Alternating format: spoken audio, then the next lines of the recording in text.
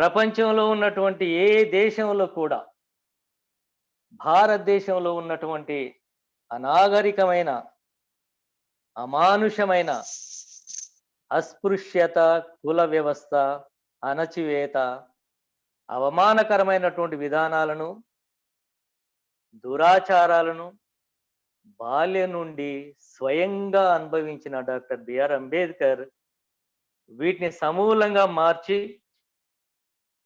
చట్టబద్ధంగా రూపుమాపడానికి అనేకమైనటువంటి పోరాటాలు, సాంఘికపరమైనటువంటి పోరాటాలు చేశాడు. పాఠశాలలో కులం కారణంగా తోటి విద్యార్థులతోటి, ఉపాధ్యాయులతోటి, అక్కడ పనిచేస్తున్నటువంటి సిబ్బందితోటి, ముఖ్యంగా చప్రాసి లాంటి వాళ్ళతోటి కూడా నీళ్లు తాగడానికి, తోటి విద్యార్థులతో కూర్చోవడానికి ఏ విధమైనటువంటి అవకాశాలు లేవు. ఇప్పుడు మనం ప్రతిరోజు మేము చదివిన దానికంటే అంబేద్కర్ గారి గురించి, బుద్ధుని గురించి చదివిన దానికంటే డాక్టర్ బిఆర్ అంబేద్కర్ యొక్క జీవిత చరిత్రను కనుక తీసుకున్నట్లయితే చాలా వాటిలలో వక్రీకరించి ఏదో చేయడం జరుగుతుంది. ఇప్పుడు మనకు ప్రతిరోజు తెలుగులో రోజు 5:30కు ఒక మన అంబేద్కర్ అనేటువంటి సీరియల్ వస్తుంది. మన అంబేద్కర్ అనేటువంటి సీరియల్లో మనం చూస్తున్నాం. నేను ఒక చోట చదివాను, విన్నాను. అంబేద్కర్ కుటుంబానికి సంబంధించి అంబేద్కర్ కుటుంబాన్ని దళితులను అంటరాని వారిగా, అస్పృశ్యులుగా చేసి ఏ విధంగా అవమానపరచడం జరిగింది, ఏ విధంగా కష్టపెట్టడం జరిగింది అనేటువంటి విషయము ఇప్పుడు వస్తున్నటువంటి వాటిలలో మనం చూస్తూ ఉన్నాం. అంటే అంబేద్కర్ పుట్టినప్పటి నుండి మొదలుకొని ఈనాటి వరకు, అంటే 1956 డిసెంబర్ 6 వరకు ఏ ఒక్క రోజు కూడా ఆయనను ఈ హిందూ సమాజం, ముఖ్యంగా బాల్య దశలో ఎదిగిన తర్వాత కూడా అనేకమైనటువంటి ఇబ్బందులకు గురి చేసినట్టు మనం చూస్తూ ఉంటాం. ప్రశ్నించేటువంటి తత్వం చిన్నప్పటి నుండే అలవడింది డాక్టర్ బిఆర్ అంబేద్కర్. కారణం ఏమిటి అంటే రామ్జీ సక్పాల్ వారి తల్లి భీమాబాయి. నాకు ఇప్పుడు అనిపిస్తుంది, పిల్లలు పెరిగి పెద్దగా అయిన తర్వాత ఒక ఉన్నతమైనటువంటి స్థితిలో ఉన్న, లేదా జీవనాన్ని కొనసాగించేటువంటి క్రమంలో తల్లిదండ్రుల యొక్క పెంపకం, తల్లిదండ్రుల యొక్క చైతన్యపరిచేటువంటి అంశాలు, తల్లిదండ్రులు మంచినే చేయాలి, చెడును చేయకూడదు, అందరినీ సమానంగా చూడాలి, ఆపదలో ఉన్నటువంటి వాళ్ళని ఆదుకోవాలి, అందరినీ ప్రేమించాలి అనేటువంటి విషయాలను ఇప్పుడు మనం చూస్తున్నాం. ఇంకా అంబేద్కర్ చిన్నవాడే ఉన్నాడు, ఇంకా స్కూలుకు పోయేటువంటి సందర్భంలో చాలా చాలా విషయాలు చూస్తున్నాం. ప్రతి విషయాన్ని తండ్రి చెప్పడం జరుగుతూ ఉంటుంది. ఆ తండ్రి ఎందుకు చెప్పడం జరుగుతుంది అంటే విద్యకు సంబంధించి మహాత్మా జ్యోతిరావు పూలే, సావిత్రిబాయి పూలే గారు ఏ రకంగా వారు త్యాగం చేశారు, వారి జీవితాన్ని ఏ రకంగా త్యాగం చేశారు, విద్యకు ఎందుకు ప్రాధాన్యతనివ్వడం జరిగింది, వారు విద్యను పెంపొందించేటువంటి క్రమంలో, అందించేటువంటి క్రమంలో ఎటువంటి ఇబ్బందులకు గురి కావడం జరిగింది, హిందూ సమాజం వాళ్ళని ఏ విధంగా ఇబ్బంది పెట్టడం జరిగింది, అయినా కూడా వాళ్ళు పట్టు వదలకుండా వివిధ కార్యక్రమాలు చేసినటువంటి సందర్భాలు ఉన్నాయనేటువంటి విషయాన్ని జ్యోతిబా పూలే తోటి ఉన్నటువంటి సంభాషణ, వారితో కలిగిన వాళ్ళతో మాట్లాడినప్పుడు ఆ అంశాలను చిన్నతనంలో ఉన్నటువంటి అంబేద్కర్కు షేర్ చేయడం అనేటువంటి జరుగుతుంది. ఎక్కడ తన ఇంట్లో ఒక ఫంక్షన్ అవుతుంటే వాళ్ళ అక్కలకు చదువు అవసరం లేదు అనేటువంటిది, వాళ్ళ చెల్లెలకు చదువు అవసరం లేదు అంటాడు ఒక సోదరుడు అంటాడు. అంటే స్త్రీలకు అవసరం లేదు అనేటువంటి అంశం వచ్చినప్పుడు ఎందుకు చదువుకోకూడదు, స్త్రీలు కూడా చదువుకోవాలి, స్త్రీలు చదువుకోవడం ద్వారానే వాళ్ళు అభివృద్ధి చెందడం జరుగుతుంది ఈ సమాజం అనేటువంటి విషయాన్ని జ్యోతిబా పూలే, సావిత్రిబాయి పూలేను ఉదాహరణ తీసుకొని అంబేద్కర్ కుటుంబానికి రామ్‌జీ సక్పాల్ గారు వివరించడం జరుగుతూ ఉంటుంది. అంటే ఒక్కసారి మనం ఆలోచించాలి. ఇప్పుడు నేను ఈరోజు గర్వంగా చెప్తున్నాను. ఈరోజు నేను రుణపడి ఉన్నాను ఈ సమాజానికి. ఎందుకు? మహాత్మా జ్యోతిరావు పూలే గనుక సాహసించి తన భార్యను, తండ్రిని ఎదిరించి, కుటుంబాన్ని వదిలేసి, తన భార్యను చదివించి, ఉన్నత విద్యావంతురాలిని చేసి, ఉపాధ్యాయుని చేసి, దళిత, బడుగు, బలహీన వర్గాలకు విద్యను అందించడానికి కృషి చేయడం అనేటువంటిది జరిగింది. సావిత్రిబాయి పూలే గారి గురించి మనం అంతకుముందు తెలుసుకొనున్న సందర్భాలు కూడా ఉన్నాయి. మన తెలంగాణ జనవేదిక ద్వారా కూడా కొన్నిసార్లు ఉపన్యాసాలు ఇచ్చారు. చాలా హీనమైనటువంటి పరిస్థితులు. అంటే హైందవ సమాజంలో, భారతదేశంలో ఉన్నటువంటి ఏ స్త్రీ కూడా చదవడానికి వీల్లేదు. కేవలం దళితులు, అంటరానితనం లేదా బడుగు బలహీన వర్గాలకు సంబంధించినటువంటి స్త్రీలే కాదు. ఏ స్త్రీ కూడా చదవడానికి వీల్లేదు. ఇక దళితులు, అంటరాని వారు, అస్పృశ్యులు అనేటువంటి వాళ్ళు గనుక తీసుకున్నట్టయితే పేష్వాల కాలంలో వాళ్ళు వేదాలు వింటే సీసం పోసేవాళ్ళు. పలికితే నాలుక కోసేటువంటి వాళ్ళు. మూతికి ముంత కట్టుకోవాల్సినటువంటి పరిస్థితులు. మొడ్డికి చాప కట్టుకోవాలి. అంటే వాడు ఉమ్మొస్తే ముంతలు ఊయాలి. నడుచుకుంటూ పోతే మైల పడుతుంది. కాబట్టి వెనక కట్టుకున్నటువంటి ఆ చాప అది తూడ్చేసుకుంటూ వస్తుంది. ఇప్పుడు ఇదే క్రమంలో చూస్తున్నాం మనం. ఒక అగ్రవర్ణాలకు సంబంధించినటువంటి ఆగడాలను గనక తీసుకున్నట్లయితే, ఇప్పుడు మొన్న చిన్నతనంలో ఒక జరిగినటువంటి సంఘటనను కూడా ఈ ఎపిసోడ్‌లో చూపించడం జరిగింది. ఒక అగ్రవర్ణాలకు సంబంధించినటువంటి స్త్రీని భర్త ఆ సమాజానికి కట్టుబడి లేదని చెప్పేసి ఏదో తప్పు చేసిందని అర్ధరాత్రి ఇంట్లో నుంచి బయటికెళ్ళగొడుతున్నారు. దానికి సమీపంలోనే వీళ్ళ రామ్‌జీ సక్పాల్ అంబేద్కర్ గారి కుటుంబం ఉంటుంది. ఆ చలికి ఆ స్త్రీ ఆ చలికి వణుకుతూ అక్కడ ఉంటుందన్నమాట. అంబేద్కర్ చిన్నతనంలో ఉన్నటువంటి అంబేద్కర్ ఏం చేస్తాడు? ఆ బ్లాంకెట్ తీసుకుపోయి ఇస్తాడు. ఒక ఊరుకు చాటింపు చేస్తారు. ఈ స్త్రీకి ఎవరు సహాయం అందించకూడదు. ఏ విధమైనటువంటి సహకారం అందించినా కూడా వారు శిక్షార్హులకు గురి అవుతారు. అంటే ఆ సమాజం, ఆ అగ్రవర్ణాలకు సంబంధించినటువంటి ఆ సమాజం వారి సమాజ ధర్మానికి కట్టుబడి ఎవ్వరు కూడా ఆమెకు సహాయం చేయరు. ఆ కుటుంబానికి ఉన్న వాళ్ళు పెట్టినటువంటి ఇబ్బందులను చూసి ఏం చేస్తారంటే, చివరికి ఆమె వీళ్ళ ఇంటికి తిరిగి రావడం అనేటువంటిది జరుగుతుంది. వీళ్ళ ఇంటికి వచ్చినప్పుడు ఏమవుతుంది? ఇంటికి వచ్చినటువంటి ఆ స్త్రీని అంటరాని వారు, అంటే ఇప్పుడు మనకు వీళ్ళ అస్పృశ్యుల ఇంటికి నువ్వు వెళ్ళావు. ఓ తప్పు చేసినావు. కాబట్టి ఈ కుటుంబం మీద కక్ష పెంచుకొని చివరికి ఏం చేస్తారంటే ఆమెను చంపేస్తారు. భర్త ద్వారానే ఆ సమాజం చంపేస్తుంది. సరే, అది కోర్టుకు వెళ్తుంది. కోర్టు దగ్గర వాదించేటువంటి క్రమంలో కూడా అక్కడ వాదించేటువంటి అడ్వకేట్‌ని కూడా భయపెట్టిస్తారు. భయపెట్టించినప్పుడు అప్పుడు చెప్తాడు అంబేద్కర్ చిన్నతనంలో కోర్టుకొస్తానంటాడు ఆయన. ఎక్కువ ఫీజు వసూలు చేస్తే అతను రాడు తిరిగి అనేటువంటి విషయాన్ని కూడా చెప్తాడు. భయపెట్టించినా కూడా ఆ అడ్వకేట్‌కి, బారిస్టర్‌కి ఏం చెప్తారంటే, చిన్నతనంలో ఉన్నటువంటి అంబేద్కర్, మా నాన్న ఒకసారి నాకు చెప్పాడండి, మీరు అద్దంలో చూసుకోండి మీరు. రోజు వెళ్ళేప్పుడు మా నాన్న అద్దంలో చూసుకునేవాడు. అద్దంలో ఎందుకు చూసుకునేవాడు అంటే, నేనేం చేస్తున్నాను? నేను చేసేటువంటి పని చక్కగా చేస్తున్నానా లేదా? నేను తప్పు చేస్తున్నానా? ఒకవేళ తప్పు చేస్తే అది ఎప్పటికీ నన్ను వెంటాడుతుంది అనేటువంటి విషయాన్ని రోజు ఆయన డ్యూటీకి వెళ్ళేప్పుడు చూసుకొని చెప్పేటువంటి వాడు అని చెప్తారు. చెప్పి ఏం చేస్తారంటే, ఇప్పుడు ఈయన భయపెట్టిస్తారనమాట. ఈయన అడ్వకేట్‌ని వీళ్ళు, నువ్వు ఒకవేళ గనుక వాదిస్తే, అంబేద్కర్ తరపు నుంచి గనుక వాదిస్తే నేను నీ పిల్లలకు దూరం చేస్తాం అదని భయపెట్టిస్తారనమాట.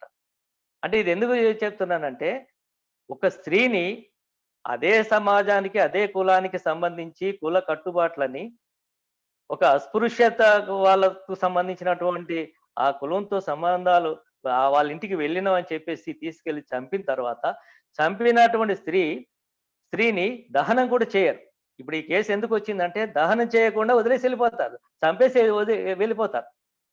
అప్పుడే అవి వీళ్ళు మన అంబేద్కర్ వాళ్ళ కుటుంబం అక్కడికి వెళ్ళి ఏం చేస్తున్నారంటే ఆమెను దహనం చేస్తారు.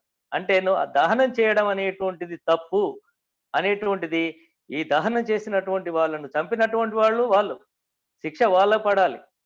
అలా కాకుండా శవాన్ని దహనం చేయడం తప్పు, వారి సామాజిక ధర్మానికి తప్పు అని చెప్పేసి ఏం చేస్తారంటే ఆయనను పోలీసులు పట్టిస్తారు.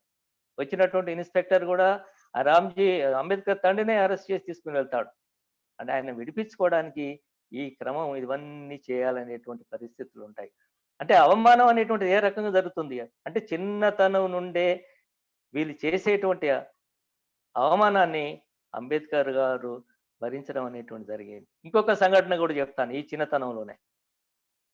వాళ్ళ అక్క కుటుంబానికి సంబంధించి కొంత సమస్య ఉంటుంది. దానికి ఏం చేస్తారంటే ఒక టీచర్, ఆ టీచరు ద్వారా ఏం చేస్తారంటే ఒక ఉత్తరం రాయించి తీసుకెళ్తారనమాట. ఆ ఉత్తరంను పోస్ట్ చేయాలి. ఉత్తరం పోస్ట్ చేయడానికి వెళ్తాడు. వెళ్ళిన తర్వాత ఏం చేస్తారంటే పోస్ట్ కార్డ్‌ను రాసినటువంటి పోస్ట్ కార్డ్‌ను కూడా ఈ పోస్ట్ బాక్స్‌లో వేయనియరు. ఎందుకంటే పోస్ట్ బాక్స్‌లో గనుక నువ్వు వేస్తే అది మలినమైపోతుంది. మిగతా ఉత్తరాలు కూడా మలినమైపోతాయి కాబట్టి నువ్వు వేయడానికి వీల్లేదని చెప్తాడు. చెప్పినప్పుడు అంబేద్కర్ ఎదిగిన తర్వాత మనం చూసినటువంటి అంబేద్కర్ ఎదిగిన తర్వాత ఏదైతే మొండి ధైర్యం ఉందో, ప్రశ్నించేటువంటి తత్వం ఉందో, ఆయన ఒకటే చెప్తాడన్నమాట. ఒకవేళ గనుక మీరు నన్ను ఈ కార్డ్‌ను అందులో వేయనీయకపోతే, మీరందరూ వెళ్ళిపోయిన తర్వాత నేను దాన్నన్ని తాళం పగలగొట్టేసి, ఆ బాక్స్ తాళం పగలగొట్టేసి, అందులో ఉన్నటువంటి ఉత్తరాలన్నీ నేను చింపేస్తానంటాడు. రాయి పట్టుకొని. అప్పుడేం చేస్తారంటే, అరే! అట్టెట్లా చేస్తారు లేదని చెప్పేసి ఏం చేస్తారంటే, లేదు లేదు ఇక మన ఉత్తరాలు పాడైపోతాయి కాబట్టి అనేటువంటి ఒక ఆప్షన్ ఇస్తారు. ఏంటి ఆ ఆప్షన్ అనంటే, దాన్ని శుద్ధి చేయాలట. ఈయన తీసుకెళ్ళిన ఉత్తరాన్ని శుద్ధి చేయాలి. శుద్ధి చేయడానికి ఏం చేస్తారంటే, ఆ ఉత్తరాన్ని అక్కడ పెట్టేసి, చుట్టూరుగా ఏదైనా కుంకుమ, పసుపు అది ఇది అంతా చల్లేసి, ఆడు చేస్తున్నప్పుడు ఆయన ఒక రకమైనటువంటి నవ్వు నవ్వుతాడు ఆ పిల్లవాడు. అంబేద్కర్ పోర్షన్‌లోన. ఒక రకమైనటువంటి నవ్వు నవ్వుతాడు. అంటే ఏంటిది ఈ పిచ్చి అని. ఇంకొక సందర్భంలో ఏం చేస్తారంటే స్కూల్‌లో ఇప్పుడు జిల్లా స్థాయిలో ఫస్ట్ వచ్చినటువంటి వాళ్ళకు బ్రిటిష్ గవర్నమెంట్ తోటి ఒక వ్యాస రచన పోటీ అన్నమాట. అందులో ఫస్ట్ వచ్చినటువంటి వాళ్ళకు హానర్ చేస్తారు. తల్లిదండ్రులు కూడా పిలుస్తారు అని చెప్పేసి అంటారు. అంటే ఎవరెవరు రాస్తారు అనంటే ఆయన ఇక అప్పటికి మిగతా పిల్లలందరూ వ్యతిరేకమే. ఆ స్కూల్‌లో ఉన్నటువంటి పిల్లలందరూ వ్యతిరేకమే. ఒకవేళ అంబేద్కర్ అనేటువంటి వాడు రాస్తే గనక ఆయనకే వెళ్తుంది కాబట్టి ఆహ్, ఏదో ఒక రకంగా ఆయనను రాయకుండా చేయాలి. దానికేం చేస్తాడంటే ఒక మారోడు సేట్. ఆ సేట్ ఏం చేస్తాడంటే ఆయన కొడుకు పురమాయిస్తాడనమాట. ఆ కొడుకు వ్యతిరేకిస్తున్నాడు అంబేద్కర్ అప్పుడు స్కూల్‌లో. ప్రతిదానికి వ్యతిరేకిస్తున్నాడు. తినే దగ్గర గావచ్చు, కూర్చునే దగ్గర గావచ్చు, పాఠాల విషయంలో గావచ్చు, ఉపాధ్యాయులు ఎవరైనా వీరికి సహకరిస్తే కావచ్చు, అన్నిటికి వ్యతిరేకించడం జరుగుతుంది. ఒకవేళ గనక అంబేద్కర్ రాసినట్లయితే ఆయన బ్రిటిష్ గవర్నమెంట్ ద్వారా ఆయనకు గౌరవం పొందుతాడు. ఏం చేయాలని చెప్పేసి అంతా ఇది చేస్తాడు. తండ్రి ఏం సలహా ఇస్తాడు? నువ్వు ఒకవేళ అంబేద్కర్ పరీక్ష రాస్తే కదా నువ్వు వాడు ఫస్ట్ వచ్చేది, గౌరవించేది. అంటే ఏం చేయాలి నానంటే అది తీసుకొని నెట్టేయమంటాడు. తోసేయి. అసలు ఇక ఎక్కడి నుంచో తోసేస్తే పరీక్ష రాయకుండా అయిపోతాడు. గాయాలతోటి ఉంటాడంటాడు. అంటే ఉత్తరం పోస్ట్ చేసి వస్తున్నటువంటి క్రమంలో దొడ్డిదారిని ఏం చేస్తాడంటే పైనుంచెళ్ళి తోసేస్తాడు అంబేద్కర్. తోసేసిన తర్వాత అక్కడ పడతాడు. బాగా గాయాలవుతాయి. గాయాలైన తర్వాత అసలు ఎంత హృదయ విదారకంగా ఉంటుందంటే అది ఏడుపొచ్చింది నాకే. అసలు ఎంత అంత ప్రత్యక్షంగా చూస్తే చాలా నాకే ఏడుపొచ్చింది. చూస్తుంటే ఆ సీన్ చూస్తుంటేనే. గాయాలతోటి ఒక రక్తం వస్తుంది. అమ్మ అది ఇది నొప్పి అది అని అంటున్నాడు. వీళ్ళేం చేస్తున్నారు? ఆ భూమి యజమాని వచ్చేసి ఎక్కడ దొరకలేదా? ఇప్పుడు నా భూమి దొరికిందా చావడానికి అని చెప్పేసి తిడుతూ ఉంటాడు. సహాయం చేయడం కాదిక్కడ. వీడెవడంటే పలాని రామ్‌జీ సక్పాల్ కొడుకు. అంటే అంటరాని వాడు కాబట్టి నువ్వు పడడం వల్ల నా భూమి మైలపడిపోయింది అని చెప్పేసి గోల చేస్తాడు. గోల చేసిన తర్వాత ఏం చేస్తాడంటే, ఇప్పుడు ఒక ఇంటికి కబురు పంపుతాడనమాట. ఎవరు ముట్టుకోవట్లేదు ఆయన్ని. ఆయన దగ్గరికే వెళ్ళట్లేదు. పడ్డటువంటి సూరు నుంచి ఊరు బయట పడిపోతే, మళ్ళీ ఇంటికొచ్చి వాళ్ళ కుటుంబ సభ్యులు తీసుకొని వచ్చేదాకా కూడా వాళ్ళు ఆహ్, ఎవరు ముట్టుకునేటువంటి పరిస్థితులు లేవు. వెళ్ళిన తర్వాత ఏం చేస్తాడు, ఈయన పడిన స్థలాన్ని, ఆ స్థలాన్ని మొత్తము శుద్ధి చేస్తాడు ఆ భూ యజమాని. కాబట్టి అంబేద్కర్ పడినటువంటి కష్టాలను గనక తీసుకున్నట్లయితే బాల్య దశలో చాలా భయంకరంగా ఉన్నాయి. ఆర్థిక పరమైనటువంటి కష్టాలు కావచ్చు, సామాజిక పరమైనటువంటి కష్టాలు కావచ్చు, ఆర్థిక పరమైనటువంటి కష్టాల కంటే భారతదేశంలో ఉన్నటువంటి చతుర్వర్ణ వ్యవస్థ, హిందూ సమాజం ఈ జాతిని ఏ రకంగా కష్టపెట్టిందనేటువంటి విషయం ఆయన చదువుకున్న, ఆయనను చైతన్యవంతుడైనా కూడా ఎన్నో కష్టాలకు గురి చేయడం ద్వారానే మనకి ఈరోజు అంబేద్కర్ గురించినటువంటి అంశాలను మాట్లాడుకోవడానికి అవకాశం ఉంటుంది. 1907లో ఇన్ని కష్టాలున్నా కూడా 1907లో మెట్రికులేషన్ పాస్ కావడం జరిగింది. భారతదేశంలో మహర్ కులానికి సంబంధించినటువంటి వ్యక్తి మెట్రికులేషన్ పాస్ అవ్వడం అనేటువంటిది చాలా గర్వంగా భావించడం జరిగింది. 17 సంవత్సరాల వయసులోనే రమాబాయి గారితో వివాహం జరిగింది. వారు ఉన్నత విద్యకు సంబంధించి ఇక్కడ ఒక విషయాన్ని మనం గుర్తు చేసుకోవాల్సినటువంటి అవసరం ఉంది. ఏ హిందూ సమాజం అయితే ఆయనను బడికి, గూడికి, బాటకు, నీటికి, కూటికి దూరం చేయడం జరిగిందో,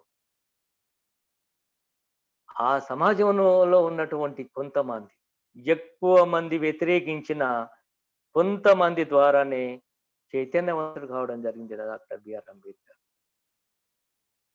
భీమ్రావ్ రామ్జీ అసలు పేరు అంబావాడ్కర్. ఉపాధ్యాయుడు.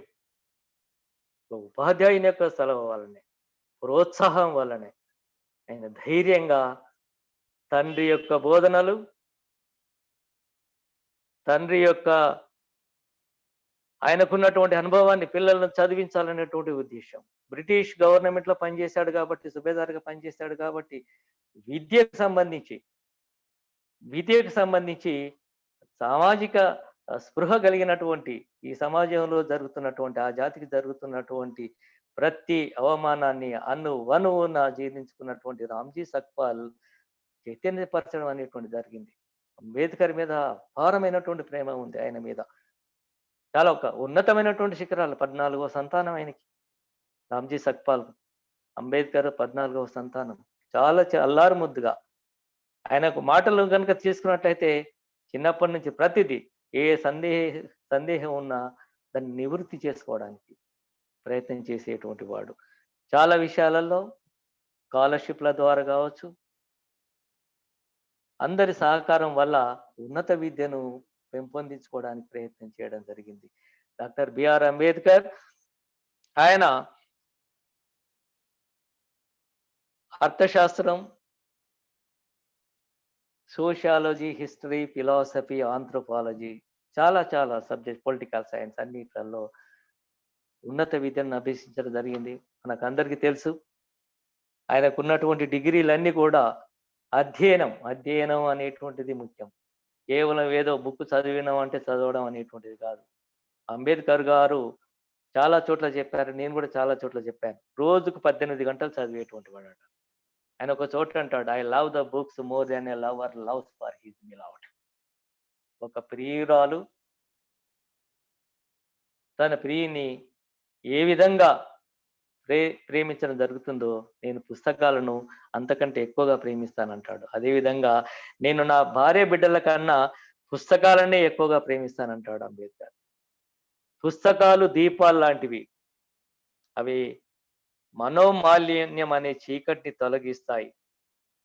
నా జీవితాంతం వేలాది గ్రంథాలను అధ్యయనం చేయడం ద్వారానే నేను ఈరోజు ఇంతటి ఉన్నతమైనటువంటి స్థితికి చేరుకోగలిగినాను అంటాడు డాక్టర్ బిఆర్ అంబేద్కర్. ఆయన లండన్ లైబ్రరీలో కావచ్చు,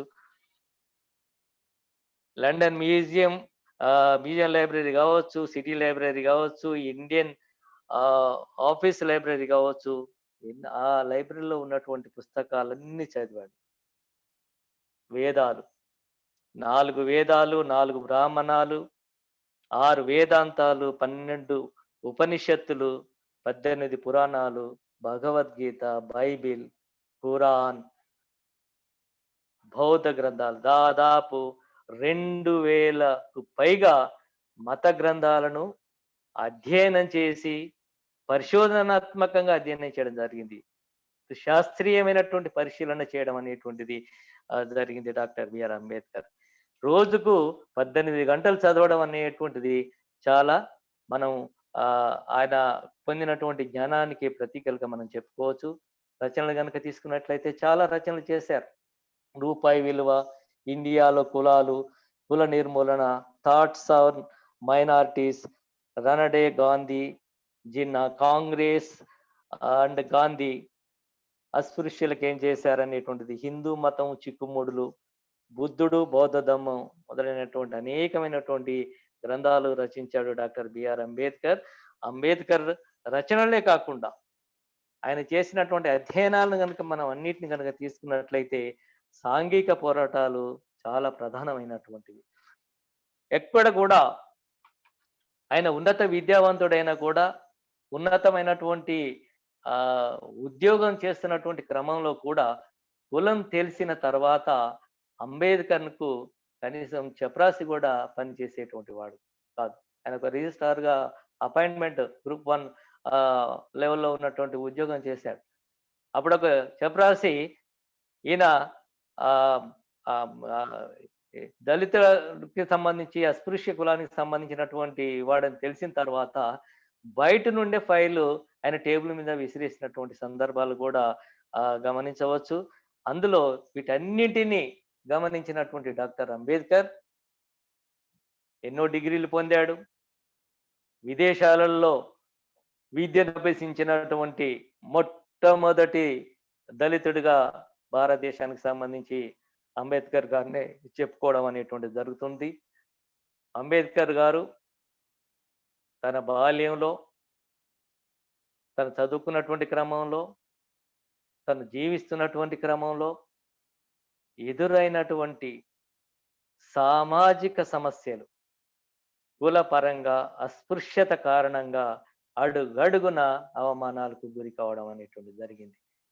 స్కూల్‌కు వెళ్ళేటువంటి క్రమం నుండి మొదలుకుంటే, ఇంటికి వెళ్ళే వరకు వారికి కావలసినటువంటి వస్తువులను కొనుగోలు చేయడానికి గావచ్చు, అదే విధంగా ఈ క్షౌరం చేయాలంటే క్షౌరం కూడా చేసేటువంటి వాళ్ళు కాదు. అంటే పక్కకు ఒక బర్రెను చూపించేసి దానికన్నా చేస్తాం గానీ నీకు చేయము. అంటే మనస్సులో ఈ హిందూ సమాజం అనుసరించినటువంటి విధానాలు ఏవైతే ఉన్నాయో, అవమానకరమైనటువంటి విధానాలు ఏవైతే ఉన్నాయో, అణచివేత ఏ రకంగానైతే ఉన్నాయో, ఆయన స్వయంగా అనుభవించినటువంటి డాక్టర్ అంబేద్కర్ చాలా పోరాటాలు చేయవలసినటువంటి అవసరం ఉంది. ఉన్నత విద్యావంతునైనటువంటి నాకే ఈ రకమైనటువంటి అవమానాలు ఎదురవుతున్నాయి. మరి ఏ చదువు సంధ్య లేనటువంటి నా వాళ్ళు ఇంకా ఏ రకంగా బాధపడుతున్నారు అనేటువంటి దానిపైనే వారు దృష్టి పెట్టడం అనేటువంటిది జరిగింది. మనం ఇక్కడ చాలా విచారించదగినటువంటి విషయం ఏంటంటే, ఈ రోజు గనుక ఇప్పుడున్నటువంటి పరిస్థితుల్లో గనుక మనం ఒక్కసారి బేరీజు వేసి చూసుకున్నట్లయితే, డాక్టర్ బిఆర్ అంబేద్కర్ గారికి ఉన్నటువంటి అపారమైనటువంటి విజ్ఞానం, ఆ జ్ఞాన సూర్యుడు కనుక ఎక్కడైనా కాంప్రమైజ్ అయితే, గాంధీతో కావచ్చు, నెహ్రూతో కావచ్చు, కాంగ్రెస్‌తో ఆయన రాజీ పడినట్లయితే ఈరోజు ఉన్నతమైనటువంటి స్థితిలో ఉండేటువంటి వారు. ఆర్థిక పరంగా ఉండేటువంటి వాడు కావచ్చు. కానీ ఏనాడు గూడా దాని పట్ల మోజు చూపలేదు డాక్టర్ బిఆర్ అంబేద్కర్. సమాజం పట్ల. తన సంతానంలో నలుగురు పిల్లలు చనిపోయినా గూడా ఆయన దగ్గర చిల్లి గవ్వ కూడా లేదు. ఈ సందర్భంగా డాక్టర్ బిఆర్ అంబేద్కర్‌కు ఏ విధంగానైతే మనము ఆయన గురించి మాట్లాడతామో, ఆయన సతీమణి రమాబాయికి కూడా మనం కృతజ్ఞతలు తెలియజేయాల్సినటువంటి అవసరం ఉంటుంది. అడుగడుగున నిరక్షరాస్యురాలైనా కూడా ఆయన చదువు పట్ల, అంటే పెళ్లి కాగానే పెళ్ళైతే చదువు సాగదు అనేటువంటి నానుడి ఉంటుంది. కానీ 17 సంవత్సరాలకి పెళ్ళయింది. పెళ్ళైన తర్వాత గూడా ఆయన ఉన్నత విద్యను పెంపొందించుకోవడం అనేటువంటిది జరిగింది. వారు చేసినటువంటి పోరాటాలు, సాంఘిక పోరాటాలను గనక తీసుకున్నట్లయితే, భారతదేశంలో ఉన్నటువంటి ఈ నీచమైనటువంటి దురాచారాలను బాల్యం నుండి స్వయంగా అనుభవించినటువంటి డాక్టర్ బిఆర్ అంబేద్కర్ వీటిని సమూలంగా రూపుమాపడానికి అనేకమైనటువంటి పోరాటాలు, సాంఘిక పోరాటాలు చేశాడు. అందులో మహద్ చెరువు పోరాటం అంటే మహారాష్ట్రలో ఉన్నటువంటి బొంబాయి, ఇప్పుడున్నటువంటి బొంబాయి, కొలాబా దానికి సమీపంలో ఉన్నటువంటి కొలాబా అనేటువంటి జిల్లాలో మహద్ అనేటువంటి మున్సిపాలిటీ ఉంటుంది. సాధారణంగా ప్రభుత్వానికి సంబంధించినటువంటి చెరువులు గావచ్చు, కుంటలు గావచ్చు, నదులు గావచ్చు. వాటికి సంబంధించినటువంటి నీరును అందరూ సమానంగా వాడుకునేటువంటి అవకాశం ఉంటుంది. ఈ మహద్ మున్సిపాలిటీలో ఉన్నటువంటి చెరువులో గూడా చౌదర్ చెరువులో గూడా నీటిని అందరూ వాడుకోవాల్సినటువంటి అవసరం ఉంది. కానీ అక్కడ ఉన్నటువంటి అగ్రవర్ణాల వారు ఈ అస్పృశ్యులకు నీటిని తాగడానికి వాళ్ళు ప్రభుత్వం నుండి ఉత్తర్వులు ఉన్నా కూడా వాటిని తాగడానికి నిరాకరించడం జరిగింది. దానికి ఏం చేయడం జరిగిందంటే స్వయంగా 1927 మార్చి 19వ తేదీ రోజు డాక్టర్ బిఆర్ అంబేద్కర్ ఈ నిమ్న జాతులను తీసుకొని వెళ్ళి ఆ మహర్ చెరువులో దిగి నీళ్లు తాగడం అనేటువంటిది జరిగిందనమాట. అయితే 1927 మార్చి 19వ తారీఖు నాడు జరిగినటువంటి సంఘటన భారతదేశంలో ఒక ఘనమైనటువంటి సంఘటన పేర్కొనడం జరుగుతుంది. ఎందుకంటే దళితులు వేలాది మందిగా చెరువులో దిగి నీళ్లు తాగడం, స్వయంగా అంబేద్కర్ గారు అందులో దిగి దోశీలతో నీళ్లు తాగుతాడనమాట. అయితే ఇది చూసినటువంటి వాళ్ళు ఏం చేస్తారంటే, మీరు ఒక్కసారి గమనించండి, ఏ రకంగా అవమానించడం అనేటువంటి జరుగుతుంది. దళితులను, అస్పృశ్యులను ఏ రకంగా వాళ్ళు అవమానపరచడం జరిగిందనేటువంటి విషయం ఈ మహత్ చెరువు ద్వారా మనకు అర్థం కావడానికి అవకాశం ఉంటుంది. ఎప్పుడైతే అంబేద్కర్ గారు ఆయన అనుచరులు నీళ్లు తాగి వెళ్ళిపోవడం అనేటువంటి జరుగుతుందో, ఆ చెరువు మలినం మలినమైందని చెప్పేసి ఏం చేస్తారంటే చెరువును శుద్ధి చేస్తారు. చెరువును శుద్ధి ఎట్లా అంటే ఆవు పేడతోటి, ఆవు మూత్రంతోటి, ఆవు పెరుగుతోటి వీటన్నిటిని కలిపి శుద్ధి చేయడం అనేటువంటి జరుగుతుంది. అంటే చెరువులోకి దిగి అస్పృశ్యులు నీళ్లు తాగడం వల్ల మలినమైపోయినటువంటి చెరువును మళ్ళీ పేడ, మూత్రంతో శుద్ధి చేయడం అనేటువంటిది మరి ఎంతవరకు అది కరెక్టో, దానివల్ల ఇతరుల మనోభావాలు దెబ్బతింటాయా లేదా అనేటువంటి విషయాన్ని కూడా వారు గమనించేటువంటి పరిస్థితులు లేవు. అంటే చాలా ఘోరమైనటువంటి పరిస్థితులను అంబేద్కర్ గారు చవి చూడడం అనేటువంటి జరిగింది. అదే విధంగా మన ధర్మశాస్త్రం దానం, మన ధర్మశాస్త్రం ఇక్కడేంటిది, మన ధర్మశాస్త్రం అస్పృశ్యులకు, స్త్రీలకు వాళ్ళకు ఏ విధమైనటువంటి సమానత్వం లేదు. చాలా అవమానకరమైనటువంటి విషయాలను మన ధర్మశాస్త్రంలో ఉండడాన్ని డాక్టర్ అంబేద్కర్ గారు గమనించి ఏం చేస్తారంటే 25th డిసెంబర్ అంటే ప్రపంచ వ్యాప్తంగా 25వ డిసెంబర్ను జీసస్ సెలబ్రేషన్ చేసుకుంటే, డాక్టర్ బిఆర్ అంబేద్కర్ 25 డిసెంబర్ మన ధర్మశాస్త్రాన్ని దహనం చేయడం అనేటువంటిది జరుగుతూ ఉంటుంది. అదేవిధంగా ఆలయ ప్రవేశాన్ని కనుక తీసుకున్నట్లయితే అస్పృశ్యులు దేవాలయాలకు వెళ్ళేటువంటి పరిస్థితి లేదు. ఆలయాలకు వెళ్ళకూడదు. కానీ మొన్నటి వరకు కూడా ఇప్పుడు ఇంకా కూడా కొన్ని ఉన్నాయి. కొన్ని దేవాలయాలకు రానియట్లేదు. ఇప్పటికి కూడా రానియట్లేదు. కాలారాం టెంపుల్ దేవాలయ ప్రవేశం. ఆ దేవాలయ ప్రవేశానికి సంబంధించి కూడా చాలా పోరాటం చేయవలసినటువంటి అవసరం ఉంది. అయితే కాలారాం టెంపుల్ ప్రవేశం సందర్భంగా ఏం చేస్తారంటే ప్రజలందరికీ అక్కడికి వెళ్తారు. ఆ దేవాలయం దగ్గరికి వెళ్ళి వంటలు చేసుకొని చాలా ఉత్సాహంగా ఉంటారన్నమాట. అయితే ఏం చేస్తారు, ఇది గమనించినటువంటి అగ్రవర్ణాలు ఏం చేస్తారంటే వీళ్ళు అస్పృశ్యులు వచ్చేసి అక్కడ దేవాలయ ప్రవేశం చేస్తున్నారని చెప్పేసి వారు వండుకున్నటువంటి తిండి, వంట పాత్రలు అన్ని మొత్తం ధ్వంసం చేసి వారిని చాలా వారిపై దాడి చేయడం అనేటువంటిది జరుగుతూ ఉంటుంది. అప్పుడు ఒక పోలీస్ ఆఫీసర్ వచ్చి అడుగుతాడు డాక్టర్ అంబేద్కర్ను, సార్ మీకు దేవుడు అంటే నమ్మకం లేదు కదా, మరి ఈ దేవాలయ ఈ ప్రవేశానికి సంబంధించి ఎందుకు మీరు పోరాటం చేస్తున్నారు? మీరు చెప్తే మీ వాళ్ళు ఆగిపోతారు గదా! అని చెప్తాడు. అయితే అంబేద్కర్ గారు ఆ పోలీస్ ఆఫీసర్‌కు ఏం సమాధానం చెప్తాడంటే, అవునండి. నాకు కూడా దేవుడంటే నమ్మకం లేదు. కానీ మా వాళ్ళు నా జాతికి సంబ నా జాతి వాళ్ళు దేవాలయంలోకి వెళ్ళి, ఆ దేవుని విగ్రహాన్ని తాకితే ఏ రకంగా మలినమైపోతుందో అని చూడాలని ఉంది. అందుకే నేను ప్రిఫర్ చేస్తున్నానంటాడు. చాలా కరాకండిగా చెప్పడం అనేటువంటిది జరుగుతూ ఉంటుంది. కాబట్టి సామాజిక సమస్యలకు సంబంధించి కుల వ్యవస్థ కారణంగా, చతుర్వర్ణ వ్యవస్థ కారణంగా మనకందరికీ తెలుసు. చతుర్వర్ణంలో బ్రాహ్మణ, క్షత్రియ, వైశ్య, శూద్రులు. ఇప్పుడు ఈ అస్పృశ్యులు అనేటువంటి వాళ్ళు ఇంకో పంచములన్నమాట. ఇంకో ఇంకో వర్గానికి సంబంధించినటువంటి వాళ్ళు. ఈ జాతిని అడుగడుగున అవమానపరచడం అనేటువంటిది జరుగుతూ ఉంటుంది. కాబట్టి ఏం చేస్తాడంటే డాక్టర్ బిఆర్ అంబేద్కర్ ఇవన్నీ గమనించినటువంటి అంబేద్కర్ బాల్యం నుండి మొదలుకొని ఎదిగిన తర్వాత కూడా, ఉన్నత విద్యావంతుడైన తర్వాత కూడా, సమాజాన్ని జాగృతం చేసేటువంటి క్రమంలో కూడా అంటే తిండికి పోరాటం చేయాలి, ఉపాధికి పోరాటం చేయాలి, దేవాలయానికి వెళ్ళడానికి పోరాటం చేయాలి, రోడ్డు మీద నడవడానికి పోరాటం చేయాలి, నీళ్లు తాగడానికి పోరాటం చేయాలి, తోటి వారితో నడవడానికి పోరాటం చేయాలి. స్త్రీలను స్త్రీలను కూడా అవమానపరుస్తుంటే చూస్తూ ఊరుకోవాలి. అణచివేతకు గురి చేస్తున్న చూస్తూ ఊరుకోవాలి. ఇది ఎంతకాలం అనేటువంటి అంశాన్ని ఆయన మదిలో మెదలడం అనేటువంటిది జరిగింది.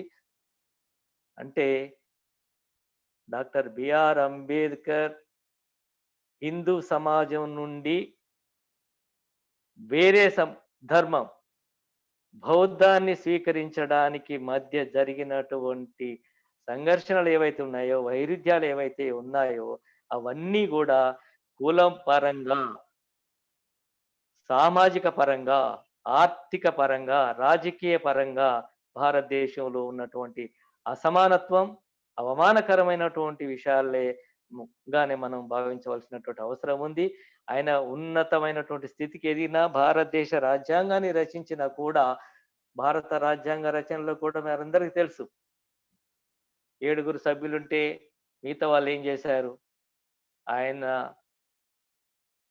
అనారోగ్య పరిస్థితులు కూడా వాటిని లెక్క చేయకుండా భారత రాజ్యాంగాన్ని పూర్తి చేయడం అనేటువంటిది జరిగింది. 1935లో ఇంతకుముందే మిత్రులు చెప్పినట్టుగా 1935లో ఆయన 1935 వరకు భారతదేశంలో ఉన్నటువంటి హిందూ సమాజం అనుసరిస్తున్నటువంటి అవమానకరమైనటువంటి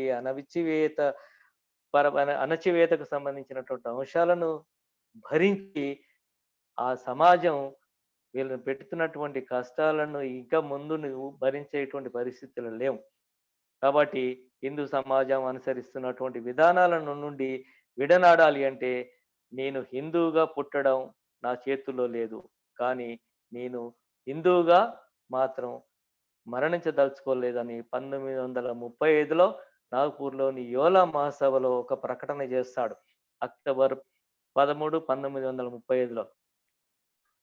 వేలాది మందిగా ఆ మహాసభకు హాజరు కావడం అనేటువంటిది జరుగుతూ ఉంటుంది.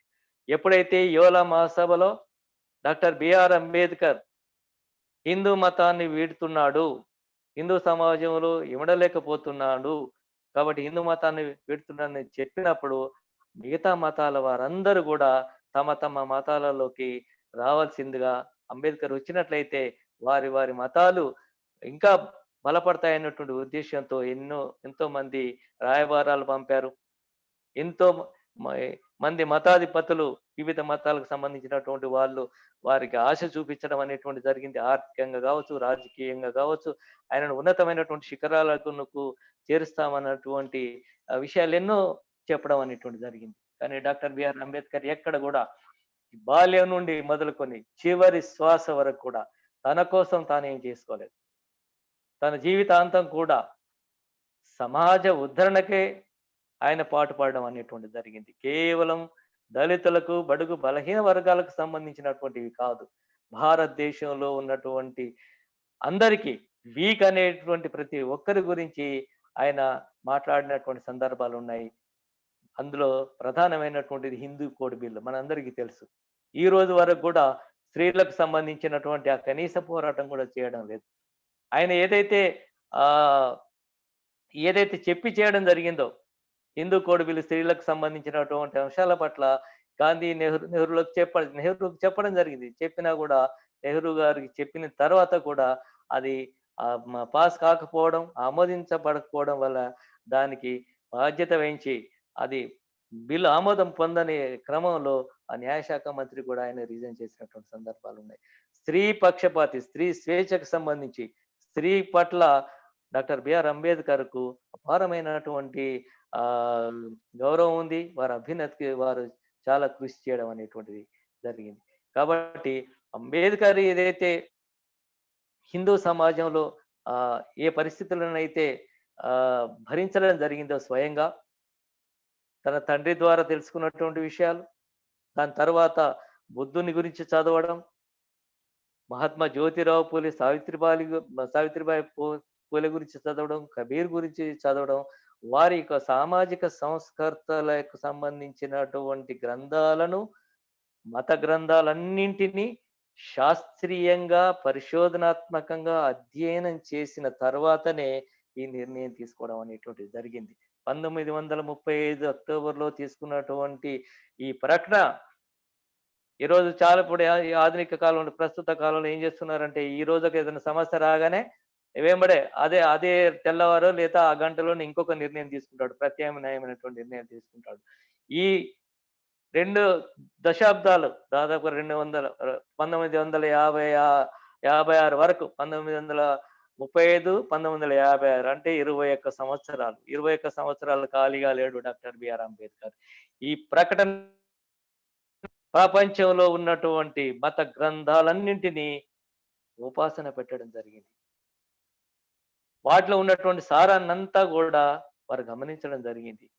కాబట్టి ఏం చేస్తారంటే క్రైస్తవ మతస్థులు, అదే విధంగా ఇస్లాం మతస్థులు, సిక్కు మతస్థులు, మిగతా మతస్థులు వీళ్ళందరూ గూడా తమ తమ మతాలను స్వీకరించాల్సిందిగా వారు వారిని సంప్రదించినప్పుడు అంబేద్కర్ గారు ఒప్పుకోలేదు. ఎందుకంటే దేవుడు నమ్మడం అని కాదు. దేవుడు లేడు అనేటువంటి విషయానికి సంబంధించి పక్కన పెడితే, ఒక మతం అనేటువంటిది మనిషి ఏర్పాటు చేసుకున్నటువంటిది. ఒక ధర్మం అది. మత ధర్మం. దాని కట్టుబాట్లు, ఆచార వ్యవహారాలకు ఆ ఆచార వ్యవహారాలు కట్టుబడి ఉండాలి.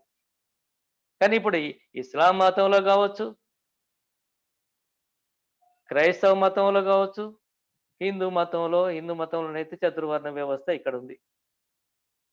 కాబట్టి దేవుడు అనేటువంటి ప్రస్తావన ఇక్కడ ఉంది. కానీ బుద్ధిజంలో దేవుడు అనేటువంటి మతం ఎక్కడా లేదు.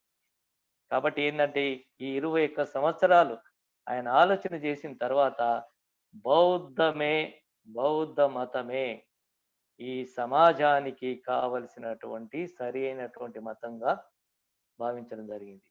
నేను ఒకాయన అడుగుతారు, ఒక పెద్ద మనిషి. ఎందుకండి మరి మీరు ఇన్ని రోజులు ఉన్నారు గదా! మీరు క్రైస్తవ మతం తీసుకోవచ్చు గదా!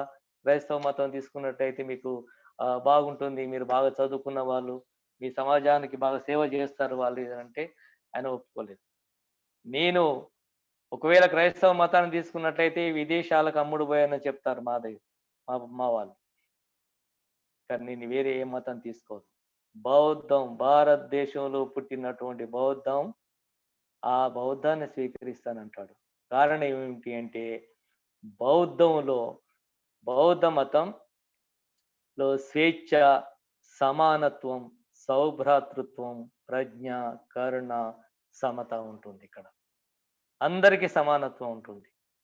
బౌద్ధంలో ఈ 3 ఉన్నాయి కాబట్టి ఈ సమాజ అభివృద్ధి, నా సమాజం అభ్యున్నతి చెందాలి అంటే, ఈ మూఢనమ్మకాల నుండి వీళ్ళు బయటపడాలి అంటే, దేవుళ్ళు, దయ్యాలు అని చెప్పేసి ఈ మూఢనమ్మకాల నుండి వీళ్ళు బయటపడి అభ్యున్నతి చెందాలంటే బౌద్ధమే సరైనటువంటిదిగా భావించి డాక్టర్ బిఆర్ అంబేద్కర్ బౌద్ధ మతాన్ని వైపు మరలడం అనేటువంటిది జరుగుతుంది. బౌద్ధంలో ఉన్నటువంటి అంశాలు ఏమిటి ఇక్కడ? బౌద్ధం చాలా చక్కగా బుద్ధుని యొక్క బోధనలను తీసుకున్నట్టయితే చాలా బ్రీఫ్‌గా ఉంటాయి. కానీ చాలా కఠినంగా ఉంటాయి. అందరిని సమానంగా చూసేటువంటి అవకాశం ఉంటుంది. చతురార్య సత్యాలు. బౌద్ధంలో ఉన్నటువంటి ఏంటంటే చతురార్య సత్యాలు. ప్రపంచంలో దుఃఖం ఉంది. దుఃఖానికి కారణం ఉంది. దుఃఖ నివారణ ఉంది. దుఃఖ నివారణ మార్గం ఉంది. మీరెవరైనా తీసుకోండి. దుఃఖం ఉంది. దేనికి దుఃఖం? ప్రతిదానికి ఏదో ఒకటి లోటు ఉంటుంది. మనం అనుకున్నది కానప్పుడు, వేరే వాళ్ళు మనకంటే బాగా ఉన్నప్పుడు ఆ కారణం. అదే కారణం అయి ఉంటుంది. నివారణ మార్గం ఏమిటి? మనకు మనం నియంత్రణలో ఉండాలి. అంటే మతం అనేటువంటిది, బౌద్ధ ధర్మం అనేటువంటిది మానవుణ్ణి కేంద్రంగా తీసుకున్నటువంటిదే బౌద్ధం. బౌద్ధం ఒక వ్యక్తికి జీవన మార్గాన్ని సూచిస్తుంది. బౌద్ధంలో మాయ ఉండదు, మంత్రం ఉండదు, విముక్తి ఉండదు, కోరికలు తీర్చేటువంటి పరిస్థితులు ఉండవు. బుద్ధుడు ఎక్కడ చెప్పలేదు, నేను మీకు ఈ కోరిక తీరుస్తాను, మీకు ఈ వరాలు ఇస్తాను అని ఎక్కడ చెప్పలే. మార్గం ఒక దిక్సూచిగా బౌద్ధం ఒక దిక్సూచిగా పనిచేస్తుంది. ఇప్పుడు తెలంగాణ జనవేదిక ఎక్కడుంది? తక్కలపల్లి పురుషోత్తమరావు గారి ఇల్లు ఎక్కడ ఉంది అని అంటే అంటో రోడ్డు దగ్గర ఉంది అనేటువంటిది చెప్తుంది. అంతేకాని ఆ సూచిక అక్కడ తీసుకెళ్ళలేదు.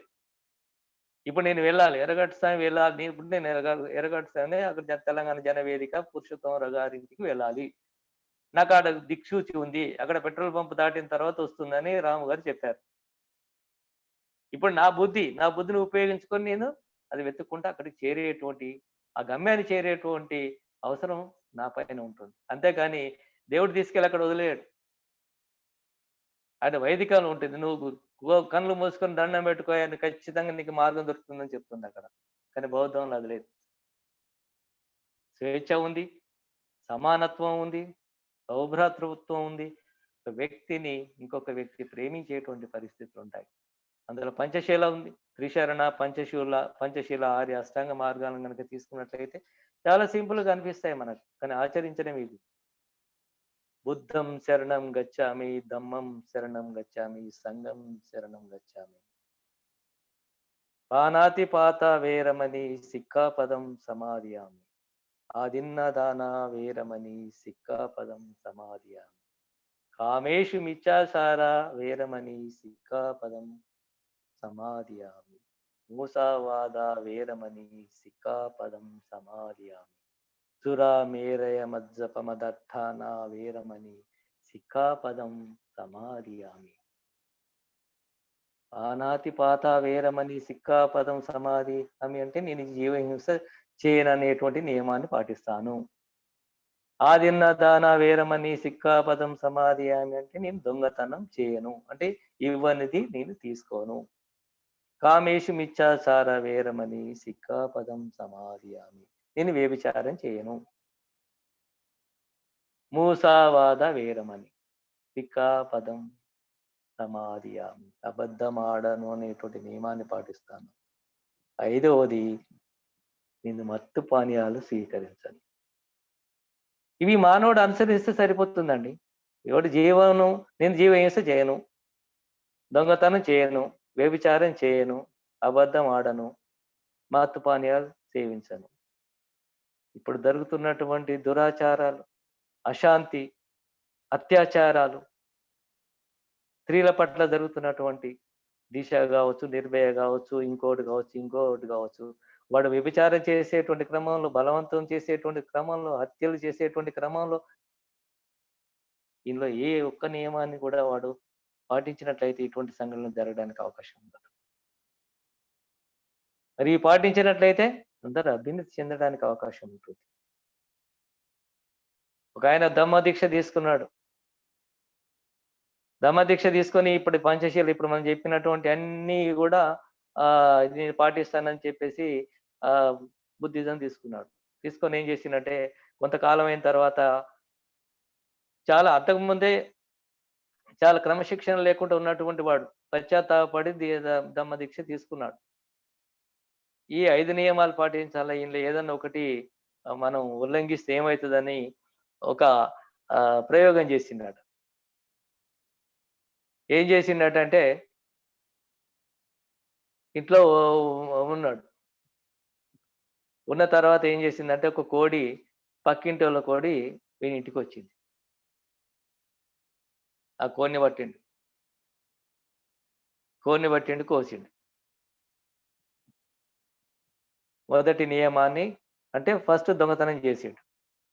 పక్కింటామె వచ్చేసింది. "అయ్యా! మా కోడొచ్చిందా" అంటే రాలేదన్నాడు. కోడి కోసిన తర్వాత తిన్నాడు. చేసిన తర్వాత ఆమె బలాత్కారం చేసిండు. అంటే నానా రకాలుగా అంటే ఒక తప్పు వల్ల ఇంకొక తప్పు చేయడం అనేటువంటిది జరిగింది. నియమాల ఉల్లంఘన అనేటువంటిది జరిగినట్లయితే అది బుద్ధిజానికి వ్యతిరేకంగా మనం చెప్పుకోవడానికి అవకాశం ఉంటుంది. బుద్ధుని గనుక ఇక్కడ మనం తీసుకున్నట్లయితే ఆయనకు అవసరం లేదు. బుద్ధుడు ఒక మహారాజు. ఒక మంచి కుటుంబం, రాజ్యం ఉంది.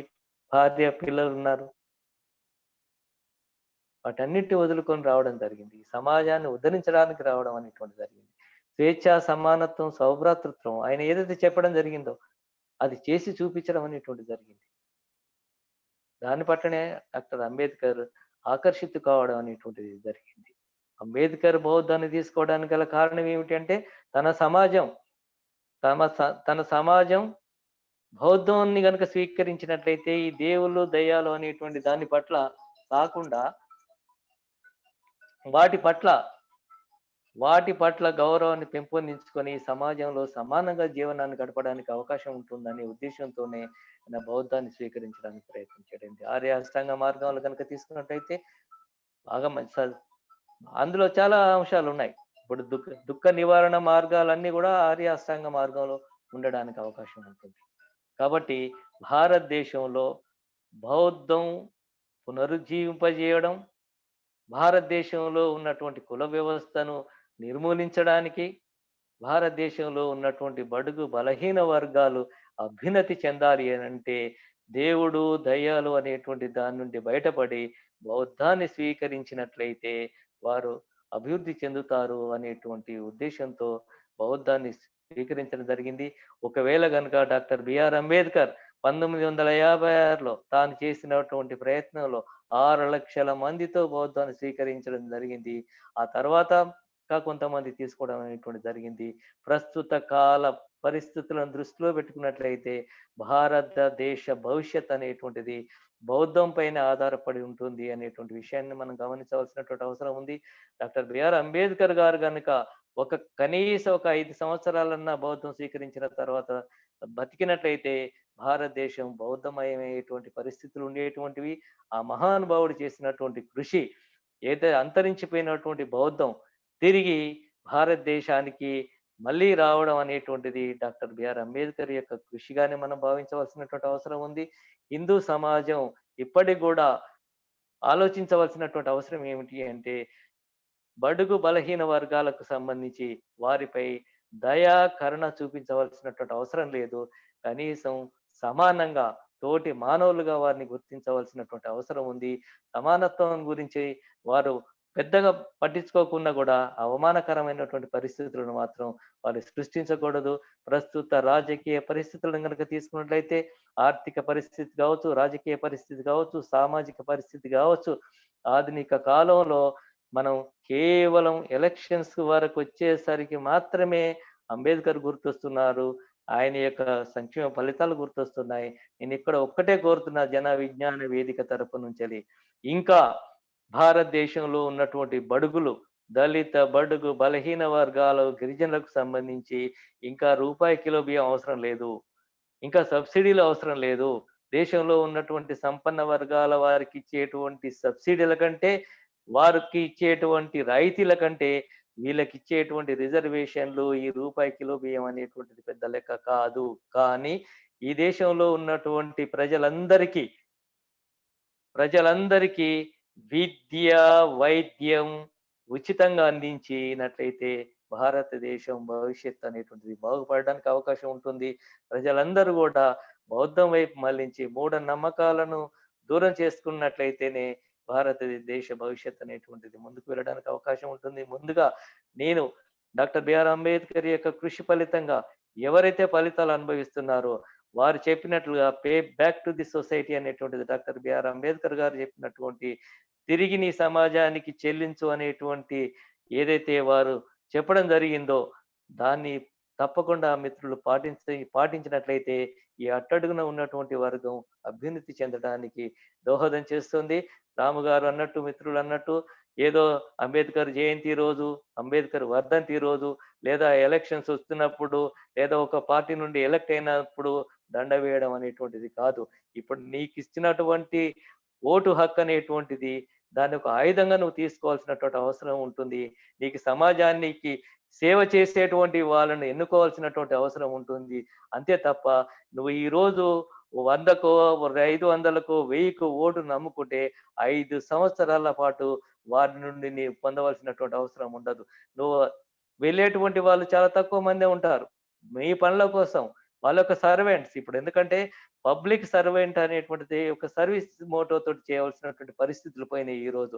ఒక హ్యాండ్సమ్ సాలరీ లాగా వాళ్ళు తీసుకోవడం అనేటువంటిది జరుగుతుంది. కాబట్టి నువ్వు వేసేటువంటి ప్రతి ఓటు నువ్వు పార్టీల పరంగా కాకుండా వ్యక్తిపరంగా వ్యక్తులను చూసి నేర రహిత, నేర చరిత్ర లేనటువంటి వ్యక్తులను ఎన్నుకోవాల్సినటువంటి అవసరం ఉంది. నేను ప్రజలను ఒక్కటే కోరుతున్నాను. మీరు అంబేద్కర్‌ను చదవండి ముందుగా. అంబేద్కర్ రాజ్యాంగాన్ని చదవండి. అంబేద్కర్ ప్రాథమిక హక్కులలో ఆదేశ సూత్రాలు చాలా స్పష్టంగా చెప్పాడు. ఆయనకు ఉన్నటువంటి హక్కులు అపారమైనటువంటి పరిజ్ఞానం ద్వారా చెప్పడం అనేటువంటిది జరిగింది. ఆయన ఏ ఒక్క వర్గానికి సంబంధించి కాదు. భారతదేశంలో ఉన్నటువంటి ప్రతి పౌరుని యొక్క అభ్యున్నతి కోసం ప్రయత్నం చేయడం అనేటువంటిది జరిగింది. ఇక్కడ నా మిత్రులు కూడా నేను ఒకటే కోరుతున్నాను. ఈ రోజు ఉన్నటువంటి రిజర్వేషన్‌లలో ఎక్కడ పబ్లిక్ సెక్టార్ ఉంది? పబ్లిక్ సెక్టార్ ఎక్కడ లేదు. అంతకుముందు కనీసం టీచర్ ఉద్యోగాలు ఉండేది. పోలీసు ఉద్యోగాలు ఉండేది. ఇప్పుడు ఉన్నటువంటి కనీస ఉద్యోగాలు కూడా ఎక్కడా లేవు. కాబట్టి అంతా ప్రైవేట్ పరమై అయిపోతుంది. దేశవ్యాప్తంగా రాష్ట్రాలు, దేశాన్ని మొత్తం గనక తీసుకున్నట్లయితే ప్రతి రంగం ఈరోజు ప్రభుత్వ రంగానికి సంబంధించినటువంటి వి ఉపాధి అవకాశాలు ఎక్కడా లేదు. విద్య లేదు, ఉపాధి లేదు, వైద్యం లేదు. కాబట్టి ఈ విద్య, వైద్యం, ఉపాధి వీటి పట్ల ఎవరైతే కష్టపడి పనిచేస్తారో వాళ్ళని ఎన్నుకోవడానికి మాత్రమే పనిచేయాలి. తాత్కాలికమైనటువంటి ప్రయోజనాల ద్వారా తల్లి లాంటి చెట్టును నరుక్కొని మనం బాధపడవలసినటువంటి అవసరం లేదు. ఆ పరిస్థితులను తీసుకురావద్దని నేను చెప్పి కోరుతున్నాను. ఎందుకంటే నాకు చాలా బాధ వేస్తుంది. ఏ రాజ్యాంగం ద్వారానైతే, ఏ ఓటు హక్కు ద్వారానైతే నీకున్నటువంటి సమస్యలను పరిష్కరించుకోవచ్చు అని డాక్టర్ బిఆర్ అంబేద్కర్ చెప్పడం జరిగిందో, దాన్ని మనం ఈరోజు దుర్వినియోగం చేసుకోవడం అనేటువంటిది జరుగుతుంది. అంబేద్కర్ ఒక చోట అంటాడు, నాకు గాంధీ, నెహ్రూ చేసినటువంటి ద్రోహం కంటే నా కృషి ఫలితంగా ఫలితాలు అనుభవిస్తున్నటువంటి నా వాళ్ళు చేసినటువంటి ద్రోహం ఎక్కువ అని డాక్టర్ బిఆర్ అంబేద్కర్ గారు బాధపడడం అనేటువంటి జరుగుతుంది. ఆయన బతుకున్నప్పుడే బాధపడ్డాడు. ఇప్పుడు నేను మిత్రులందరినీ కోరడం జరుగుతుంది. రిజర్వ్ కాన్స్టిట్యూయెన్సీలలో గెలిచినటువంటి వాళ్ళందరూ ఏం చేస్తున్నారు?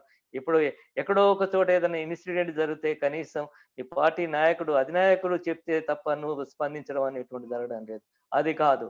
నీకు దానికి అది ధర్మం కాదది. అది ధర్మం కాదు. నువ్వొక నాయకుడిగా నువ్వొక రిప్రజెంటేటివ్. పూనా ఒడంబడిక గనక ఆ రోజు గనక పూనా ఒడంబడిక గనక జరగకపోయినట్టయితే, మా నియోజకవర్గాలు గనక మాకుండి, మా ఓట్లు గనక మేము వేసుకున్నట్లయితే, దళిత, గిరిజనులు, బడుగు, బలహీన వర్గాలకు ఈ పరిస్థితులు దాపురించేటువంటివి కాదు. కాబట్టి ఓటును నమ్మండి. ఓటును అమ్మకండి. సరైనటువంటి నాయకులను ఎన్నుకోవడానికి ప్రయత్నం చేయాలి. ఈరోజు ఎందుకు చెప్తున్నానంటే, డాక్టర్ బిఆర్ అంబేద్కర్ నిర్వాణం చెంది 64 సంవత్సరాలు జరుగుతుంది. ఆయన కలలు కన్నటువంటి రాజ్యాన్ని మనం తీసుకురావాల్సినటువంటి అవసరం ఉంది. చైతన్యవంతులు కండి, విద్యావంతులు కండి అని చెప్పడం జరిగింది. సంఘటితం కండి అని చెప్పడం జరిగింది. మనం చైతన్యవంతులం అయితున్నాం. విద్యావంతులమయ్యాం. ఆయన పుణ్యమంట రిజర్వేషన్స్ పొంది అంతే చేసి ఉద్యోగాలు సంపాదిస్తున్నాం. నా కోసం నేను పనిచేయడం అనేటువంటిది కాదు. తన నలుగురు సంతానం వెళ్ళిపోయినా గూడా తినడానికి కష్టమైనటువంటి పరిస్థితులలో కూడా చాలా కష్టపడి చదివి మన కోసం తన జీవితాన్ని మొత్తం త్యాగం చేసినటువంటి అంబేద్కర్ గారి యొక్క కలలు సాకారం చేయాలి అంటే వారి రాజ్యాంగాన్ని చదవండి, వారి యొక్క రచనలు చదవండి, వారి జీవిత చరిత్రను చదవండి. ఈ సమాజాన్ని ముందుకు తీసుకుపోవడానికి, నీ సమాజాన్ని నువ్వు ముందుకు తీసుకుపోవడానికి నువ్వు ప్రయత్నం చేయాలి. ఎవరినో అడుక్కోవడం కాదు. ఇంకా అడుక్కోవడం ఏంటి? ఇంకెంతకాలం అడుక్కుంటాం? ఇంకా అడుక్కోవాల్సినటువంటి అవసరం లేదు. మనకున్నటువంటి ఆయుధాలను ఉపయోగించుకోవాల్సినటువంటి అవసరం ఉంటుంది. విద్యావంతులను కావాలి, చదువుకోవాలి, ఉపాధి పెంపొందించుకోవడానికి ప్రయత్నం చేయాలి. ప్రభుత్వం చేస్తున్నటువంటి ఆహ్, ప్రజా వ్యతిరేక విధానాలను మనం ప్రశ్నించేటువంటి వ్యక్తులను మనం చట్టసభల్లోకి పంపడానికి అవకాశం ఉంటుంది. అంబేద్కర్ గారు చెప్తాడు, ఈ దేశంలో ఎస్సీ, ఎస్టీ, బీసీ మైనారిటీలు ఏకమైతే 80% ఉన్నటువంటి వాళ్ళందరూ ఏకమైతే గ్రామ స్థాయి నుండి పార్లమెంట్ వరకు ప్రజాప్రతినిధులను పంపించుకోవాల్సినటువంటి అవసరం ఉంటుంది. దురదృష్టవశాత్తు ఈ వర్గాల మధ్య ఉన్నటువంటి అనైక్యత వల్లనే 20% ఉన్నటువంటి వాళ్ళు కింద పనిచేయడం జరుగుతుందని చెప్పడం జరుగుతుంది. కాబట్టి నేను ఇక్కడ ఎవరికి వ్యతిరేకం కాదు. దేశంలో ఉన్నటువంటి సమస్యల పట్ల, బడుగు బలహీన వర్గాల పట్ల, అనారోగ్యకరమైనటువంటి పరిస్థితులలో గ్రామాలు ఉన్నాయి, స్త్రీలు ఉన్నాయి, స్త్రీలపైన అత్యాచారాలు జరుగుతున్నాయి. న్యాయ వ్యవస్థ, పోలీసు వ్యవస్థ వీటిని మనం సమన్వయపరిచి ఈ సమాజాన్ని ముందుకు తీసుకుపోవడానికి ప్రయత్నం చేయవలసినటువంటి అవసరం ఉంది. బుద్ధిజంలో అనేటువంటిది ఏదైనా మాయ కానీ హత్య కానీ లేదు. ఒక డిసిప్లిన్, ఒక ధర్మం బుద్ధుడు ఎక్కడ కూడా మనకు చెప్పలేదు. కాబట్టి అంబేద్కర్ గారికి నచ్చింది ఏమిటి అంటే, బుద్ధుడు శాసనంగా ఇది చేయాలి, నేను చెప్పిందే చేయాలని ఎక్కడ చెప్పలేదు. మధ్య మార్గం, బుద్ధుందంతా కూడా మధ్య మార్గం. నువ్వు ఎక్కువ ఉపవాసం ఉండొద్దు, బాగా తినొద్దు, తక్కువ తినొద్దు, మధ్య రకంగా ఉండాలి. మధ్య మార్గం ఉంటుంది. ఆ మధ్య మార్గమే డాక్టర్ బిఆర్ అంబేద్కర్ను ఆకర్షింపజేసింది. అంబేద్కర్ గారికి కోరికలు అనేటువంటి ఏమి లేవు. సమాజ ఉద్ధరణే, ఈ జాతి ఉద్ధరణే, ఈ దేశ అభ్యున్నతి కోసం మహోన్నతమైనటువంటి నాయకుడైన భారతదేశం మెచ్చినటువంటి భారతరత్నం, నిజమైనటువంటి భారతరత్నం డాక్టర్ బిఆర్ అంబేద్కర్. మహోన్నతమైనటువంటి వ్యక్తిత్వం, విజ్ఞాన కని. ఆ విజ్ఞాన కని గురించి, ఆ మహోన్నతమైనటువంటి వ్యక్తి గురించి జీవితకాలం మనమంతరం ఎవరైతే ఆయన కృషి, ఆయన యొక్క త్యాగం, మహాత్మా జ్యోతిరావు పూలే కావచ్చు, కుటుంబాలను వాళ్ళు మొత్తం త్యాగం చేయడం అనేటువంటి జరిగింది. మనం ఈ రోజు ఏదో సండే రాగానే స్పెషల్ తెచ్చుకుంటాం, సంతోషకరమైనటువంటి విధానం ఉంటాం. అక్కడ వారు జీవించినటువంటి కాలంలో సంతోషకరమైనటువంటి విషయాలు చాలా తక్కువ. సమాజం పట్లనే, సమాజ సమస్యల పట్లనే స్పందన, ఆర్థిక, సాంఘిక, రాజకీయ పరమైనటువంటి అంశాల పట్లనే అనునిత్యం కృషి చేసినటువంటి మహనీయులు. ఆ మహనీయులు వీరి గురించి ఈరోజు మాట్లాడుకోవడం, ఆ మహనీయుని గురించి ఆ నిర్వాణం సందర్భంగా వారిని తలుచుకొని ఈ 4 మాటలు చెప్పేటువంటి అవకాశం కల్పించినటువంటి తెలంగాణ జనవేదికకు మరొకసారి ముఖ్యంగా మిత్రులు రామారావు గారికి, మిగతా మిత్రులందరికీ జై భీములు తెలియజేస్తూ ముగిస్తున్నా. Thank you sir. Thank you professor Maddela Erragadda Swamy గారు. అంబేద్కర్ బుద్ధిజం అనేటువంటి అంశం మీద సుమారుగా 1 గంట 5 నిమిషాల సమయం పాటు మాట్లాడుతూ అంబేద్కర్ గారి యొక్క చిన్నతనం దగ్గర నుండి మొదలుకుంటే తాను చనిపోయే వరకు, అంటే 6 డిసెంబర్ వరకు కూడా వారు ఈ సమాజానికి చేసినటువంటి సేవలను కానీ, తర్వాత భారత రాజ్యాంగానికి సంబంధించినటువంటి రచనకు సంబంధించినటువంటి విషయాలను కానీ, వారు ఆనాటి పరిస్థితుల్లో ఉండేటువంటి సామాజిక, ఆర్థిక, రాజకీయ లేదా కులము, దానికి సంబంధించినటువంటి అస్పృశ్యత, ఈ సమాజంలో ఉండేటువంటి వ్యతిరేకతలను ఆయన అనుభవించినటువంటి ఈ యొక్క సమస్యల గురించి కూడా ప్రొఫెసర్ ఎర్రగడ్డ స్వామి గారు చాలా స్పష్టంగా చెప్పుకుంటూనే బౌద్ధ మతం లోపల బౌద్ధం ఒక దిక్చీసుగా పనిచేస్తుంది అనేటువంటి విషయాన్ని చాలా స్పష్టంగా చెప్పారు. అదేవిధంగా బుద్ధం శరణం గచ్చామి, ధర్మం శరణం గచ్చామి, సంఘం శరణం గచ్చామి అనేటువంటి విషయాన్ని చెప్పుకుంటూనే ఆనాటి కాలం లోపల ఉండేటువంటి సామాజిక, ఆర్థిక పరిస్థితులు, ఆనాటి కుల వ్యవస్థ, తర్వాత అస్పృశ్యత, తర్వాత సమానత్వం కోసం, స్వేచ్ఛ కోసం, సమానత్వం కోసం, సౌభాతృత్వం కోసమే బుద్ధుడు అనే బుద్ధిజం లోపల లేదా బౌద్ధ ధర్మాన్ని అంబేద్కర్ గారు స్వీకరించారనేటువంటి విషయాన్ని చెప్పుకుంటూనే అబద్ధాలు ఆడకూడదు, వ్యభిచారం చేయకూడదు, మత్తుపానీయాలు వాడకూడదు, జీవహింస చేయరాదు అనేటువంటి విషయాన్ని కూడా బౌద్ధిజంలో ఉంది అనేటువంటి విషయాన్ని ప్రొఫెసర్ ఎర్రగడ్డ స్వామి గారు తెలియజెప్పారు. వారికి మా తెలంగాణ జనవేదిక తరఫున ప్రత్యేకమైనటువంటి ధన్యవాదాలు తెలియజేసుకుంటాం సార్. ఇప్పుడు జేమ్స్ ప్రశాంత్ గారిని మాట్లాడవలసిందిగా వారిని ఆహ్వానిస్తున్నాను. James Prashanth. James. So good Hello, evening. James. Good Yeah, evening. please. Yeah, Please. can you hear me? Yeah, please. Thank you so much, Professor. It was a very enlightening topic. Um, it was rather a little, in a way, very little is known about Mr. Ambedkar, as you have been pointing out, and as Ramarao Garu has been saying earlier. We remember him only during the his birthdays and anniversaries, and only on important dates and during elections. And so much of information that you have given is I do not know myself, and now that you have told me, given such an insightful and enlightening lecture on this subject, I am going to have to start reading about this great man, and all the work that he has done for the country. And another important aspect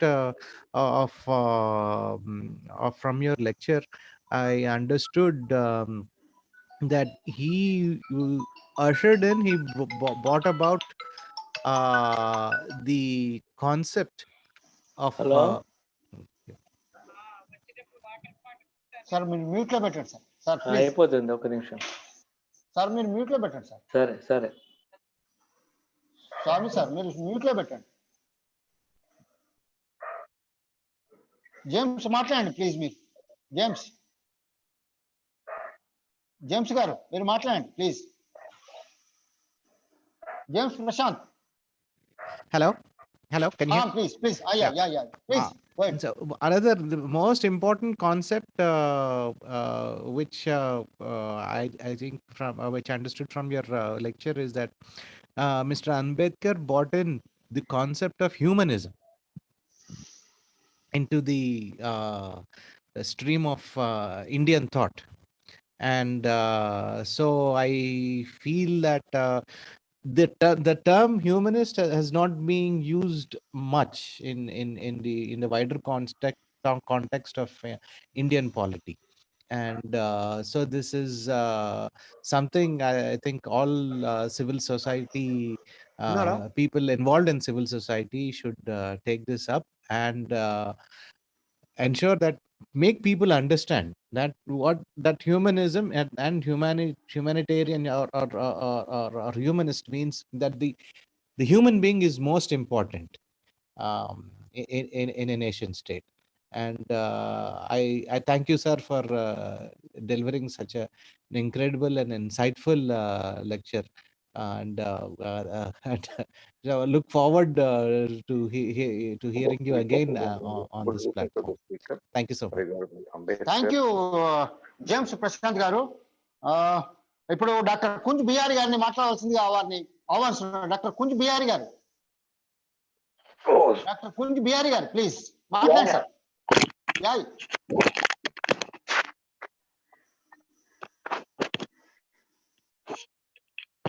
sir BR sir మాట్లాడండి sir please. ఒక్క నిమిషం.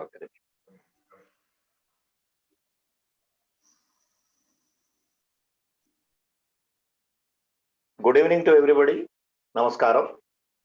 జనవేదిక మీదుగా ప్రసారం చేస్తున్నటువంటి మీ కార్యక్రమాల్లో నేను ఒక భాగస్వామిని.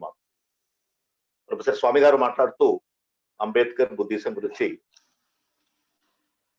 వారు చెప్పిన విషయాలు కొన్ని చూస్తే నిజంగా బాధాకరంగాను మరికొంత ఎన్లైట్మెంట్ గాను, అంబేద్కర్ చేసిన సేవలకు, అంబేద్కర్ బుద్ధిజం తీసుకోవడం వల్ల జరిగినటువంటి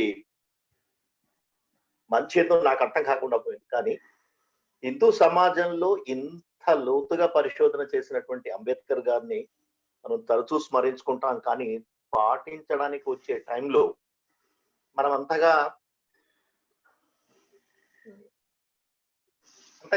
శ్రద్ధ వహించినట్టుగా నాకు అనిపించడం లేదు.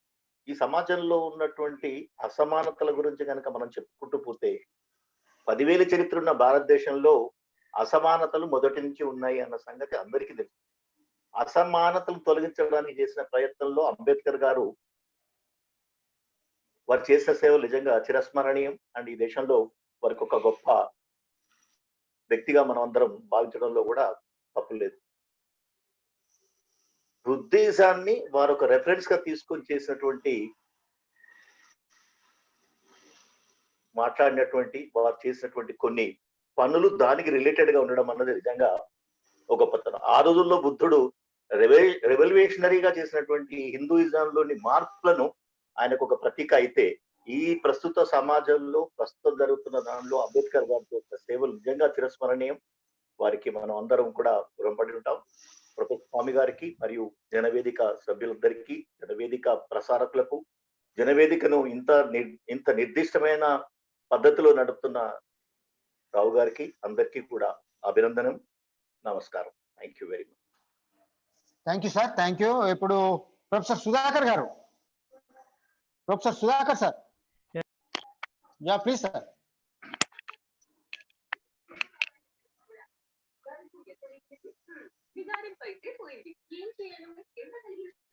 సార్ అన్మ్యూట్ చేసుకోండి sir. Sudhakar sir please unmute your self.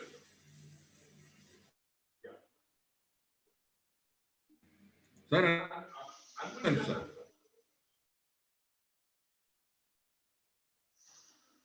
మీరు మ్యూట్ లో పోయి. Sir please unmute yourself sir. Yes, I'm unmuted. Audible now? Yeah sir Yes, please. yes. So, thank you, Telangana Janavedika organizers, and more particularly Mr. Ramu, Srinivasulu, and other friends, and more particularly my best friend Professor Swami Garu. It's an opportunity for me to listen Dr. Ambedkar from Buddhist point of view. All the time, as we have been hailing from the legal fraternity, we have been discussing about and having discourse on Ambedkar and his contribution as an excellent in writing an excellent constitution to the country, and also fighting for the cause of upliftment of Dalit suppressed communities as such. So, that was the point of view in which we have been looking Ambedkar as a scholar, jurist, economist, politician, a social reformer, and more particularly egalitarian activist struggling for the cause of all those things. So, these we have been listening and we have been talking about, and all other things are going on. But so far as the embracing of Buddhism, Dr. Ambedkar's opinion in embracing only Buddha, not concerning other religions like Islam, Christianity or Sikhism, Zoroastrianism, there is a very explanation has been given, an excellent explanation that has been, which has actually tempted me, that almost all these religions, there appears to be gods or goddesses in most of the religions. But in Buddhism, Buddha is a human and not a self-declared God.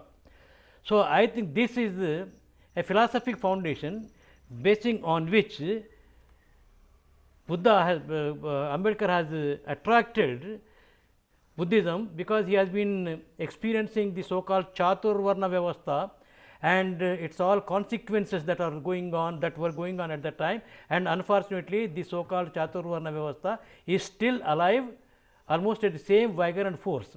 So, this struggle naturally we can imagine about 100 years now or 70 years now in a primitive stage, of course, where the oppressed and suppressed are so called erstwhile Panchamas, outcasted, broken people, how they have been discriminated in the society.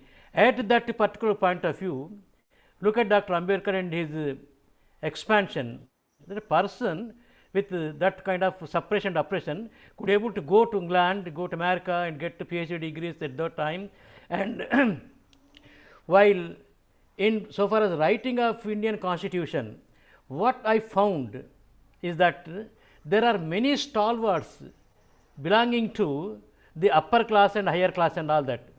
But when the question of giving a constitution of our own for independent India, there was no other alternative except choosing choosing only Ambedkar, because it was in spite of all these oppression, suppression and all kind of insults that Ambedkar had experienced throughout the life.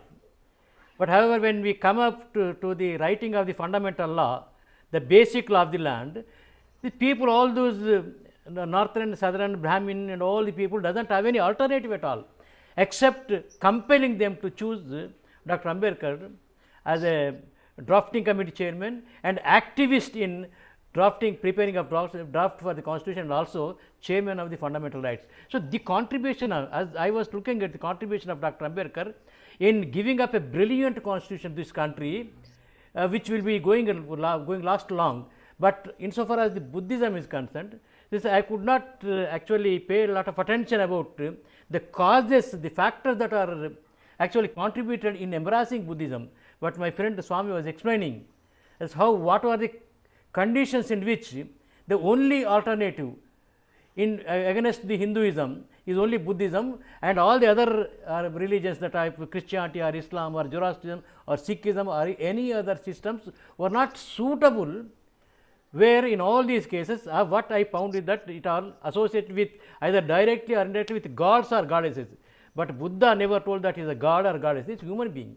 So, human being coming up with value system and coming and trying to embrace and trying to give a kind of humanity and human values to system, and definitely people of that kind of things who are actually humanitarians and who have been oppressed and suppressed, naturally they doesn't have any other alternative other than choosing only this religion. So, therefore, with lakhs of people, Buddha, he has embraced Buddha. However, when we look into as in the annals of the Buddhism, though it was having some bright future, but bright earlier history, but around 12th century AD onwards, because of Islamic invasion or followed by the English British crown rule and all that, slowly, at least in Indian context, Buddhism has near disappeared and near almost disappeared, but however, it is being renewed. And as Dr. Swami told that, had Ambedkar alive today, probably Buddhism would have been much flourished. And I had an opportunity of attending some classes, some programs associated with Buddha and Buddhism. But since I did not have that much interest earlier, but however now that I got some interest, so maybe I may be working on this. So, this is what is my primitive knowledge about Buddhism. There is so ultimately what I think is that there was no alternative other than the only best alternative of embracing Buddha. So, therefore, that is how the oppressed, suppressed Dalits, for the cause of whom Dr. Ambedkar was fighting all through his life, could able to so, thank you very much for giving this opportunity. Thank you professor Sudhakar sir. Thank you professor Sudhakar గారు. ఇంకెవరైనా మిత్రులు ఎవరైనా ఉంటే మాట్లాడగలరు please. ఎవరైనా Chandu, doctor Chandu, doctor Chandu, doctor Chandu గారు. Yes, ఇంకెవరైనా మిత్రులు మాట్లాడవారు? ఉమామేశ్వర రెడ్డి,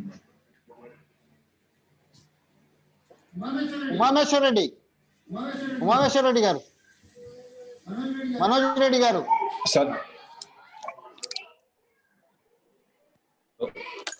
మాట్లాడండి ప్లీజ్. హలో అన్న, నమస్తేనా? Hello, Yeah, go ahead. Uma, please stop. Hello Uma, మాట్లాడండి, మీరు మాట్లాడండి ప్లీజ్. అన్న, నమస్తేనా? రామనాథ్కి నమస్తే, సభాధ్యక్షుల గారికి నమస్కారం అన్న, ప్రొఫెసర్ గారికి నమస్కారం. చాలా మంచి టాపిక్ తీసుకున్నాను, చాలా విషయాలు తెలుసుకున్నాము. ఇట్లాంటి మీటింగ్లు ఇంకా చాలా కావాలని కోరుకుంటూ ముగిస్తున్నాను. Thank you. Thank you Umameshwara Reddy గారు. మనోజ్ రెడ్డి గారు ఉన్నాడా? మనోజ్ రెడ్డి గారు. అందరికీ నమస్కారం అండి. మనోజ్ ముందుగా మా గురువు గారు పెద్దలు పురుషోత్తమరావు గారికి నమస్కారాలు చెప్పుకుంటూ, ఈరోజు ఎంచుకున్న టాపిక్ చాలా చాలా గొప్ప టాపిక్. చీకట్లో మగ్గుతున్న ఒక వర్గాన్ని వెలుగులోకి తీసుకొచ్చిన మహానుభావుడు భీమ్రావ్ సాహెబ్ అంబేద్కర్ గారు. ఆయన కేవలం ఒక వర్గానికే కాదు, ఈ రోజున ప్రస్తుతం ఉన్న ఈ పేరుకి మానవ ప్రపంచమైన యాంత్రిక ప్రపంచంలో జీవిస్తున్నాం మనం అందరం. ఇట్లాంటి యాంత్రిక ప్రపంచంలో ప్రతి ఒక్క మనిషికి, ప్రతి ఒక్క మానవునికి కూడా ఆయన ఆదర్శప్రాయుడు, ఆయననే మార్గదర్శకుడు. కాబట్టి ఆయన చివరి దశలల్లా బౌద్ధ మార్గాన్ని ఎంచుకొని బౌద్ధ సిద్ధాంతాలను నమ్ముకొని పోయిన వ్యక్తి. కాబట్టి అతను ప్రతి ఒక్కరికి ఆదర్శప్రాయుడు అని నమ్ముతూ అట్లనే ఆయన కేవలం for birth anniversaries and death యానివర్సరీస్కే కాకుండా ఆయనను మనం ఎప్పటికీ స్మరించుకోవడం మంచిది అని భావిస్తూ ముగిస్తున్నాం. థ్యాంక్ యూ మనోజ్ గారు. అరవింద్ గారు, తక్కలపల్లి అరవింద్ గారు అమెరికా నుండి మాట్లాడతారు. అరవింద్ గారు మాట్లాడండి ప్లీజ్. అందరికీ నమస్కారం. థ్యాంక్ యూ శ్రీనివాస్ గారు. నాకు ఒక చిన్న క్వశ్చన్ ఉంది. అంటే మీటింగ్ మధ్యలో జాయిన్ అయినాను, సారీ ఫర్ ద లేట్. ఒక చిన్న క్వశ్చన్. మనకు అంబేద్కర్ అంటే ముందుగా గుర్తుకొచ్చేది ఒకటి దళితులకు న్యాయం చేసిన దేవుడు అని, ఇంకొకటి రిజర్వేషన్స్ అని. అంటే ఇది అసందర్భం కావచ్చు, కానీ ఒక చిన్న క్వశ్చన్. మనకు రిజర్వేషన్స్ స్థానిక సంస్థల్లో ఉన్నాయి, తర్వాత శాసనసభకు పార్లమెంట్కి వచ్చినట్టయితే ఎస్సీ ఎస్టీ వర్గాలకు ఉంటాయి. నా క్వశ్చన్ ఏమనంటే, ముఖ్యమంత్రి పదవికి కానీ ప్రధానమంత్రి పదవికి కానీ రిజర్వేషన్ ఎందుకు లేదు అని, ఈ టాపిక్ పైన ఒకసారి చర్చించాలని మీ అందరికీ విజ్ఞప్తి. Thank you Aravind, thank you. ఇంకెవరైనా మిత్రులు మాట్లాడవాలి? Arvind thank you. ఇంకెవరైనా మిత్రులు? సార్ మీరు ఏమైనా చెప్పతారా సార్? ఎరగట్ సాంగ్ సార్,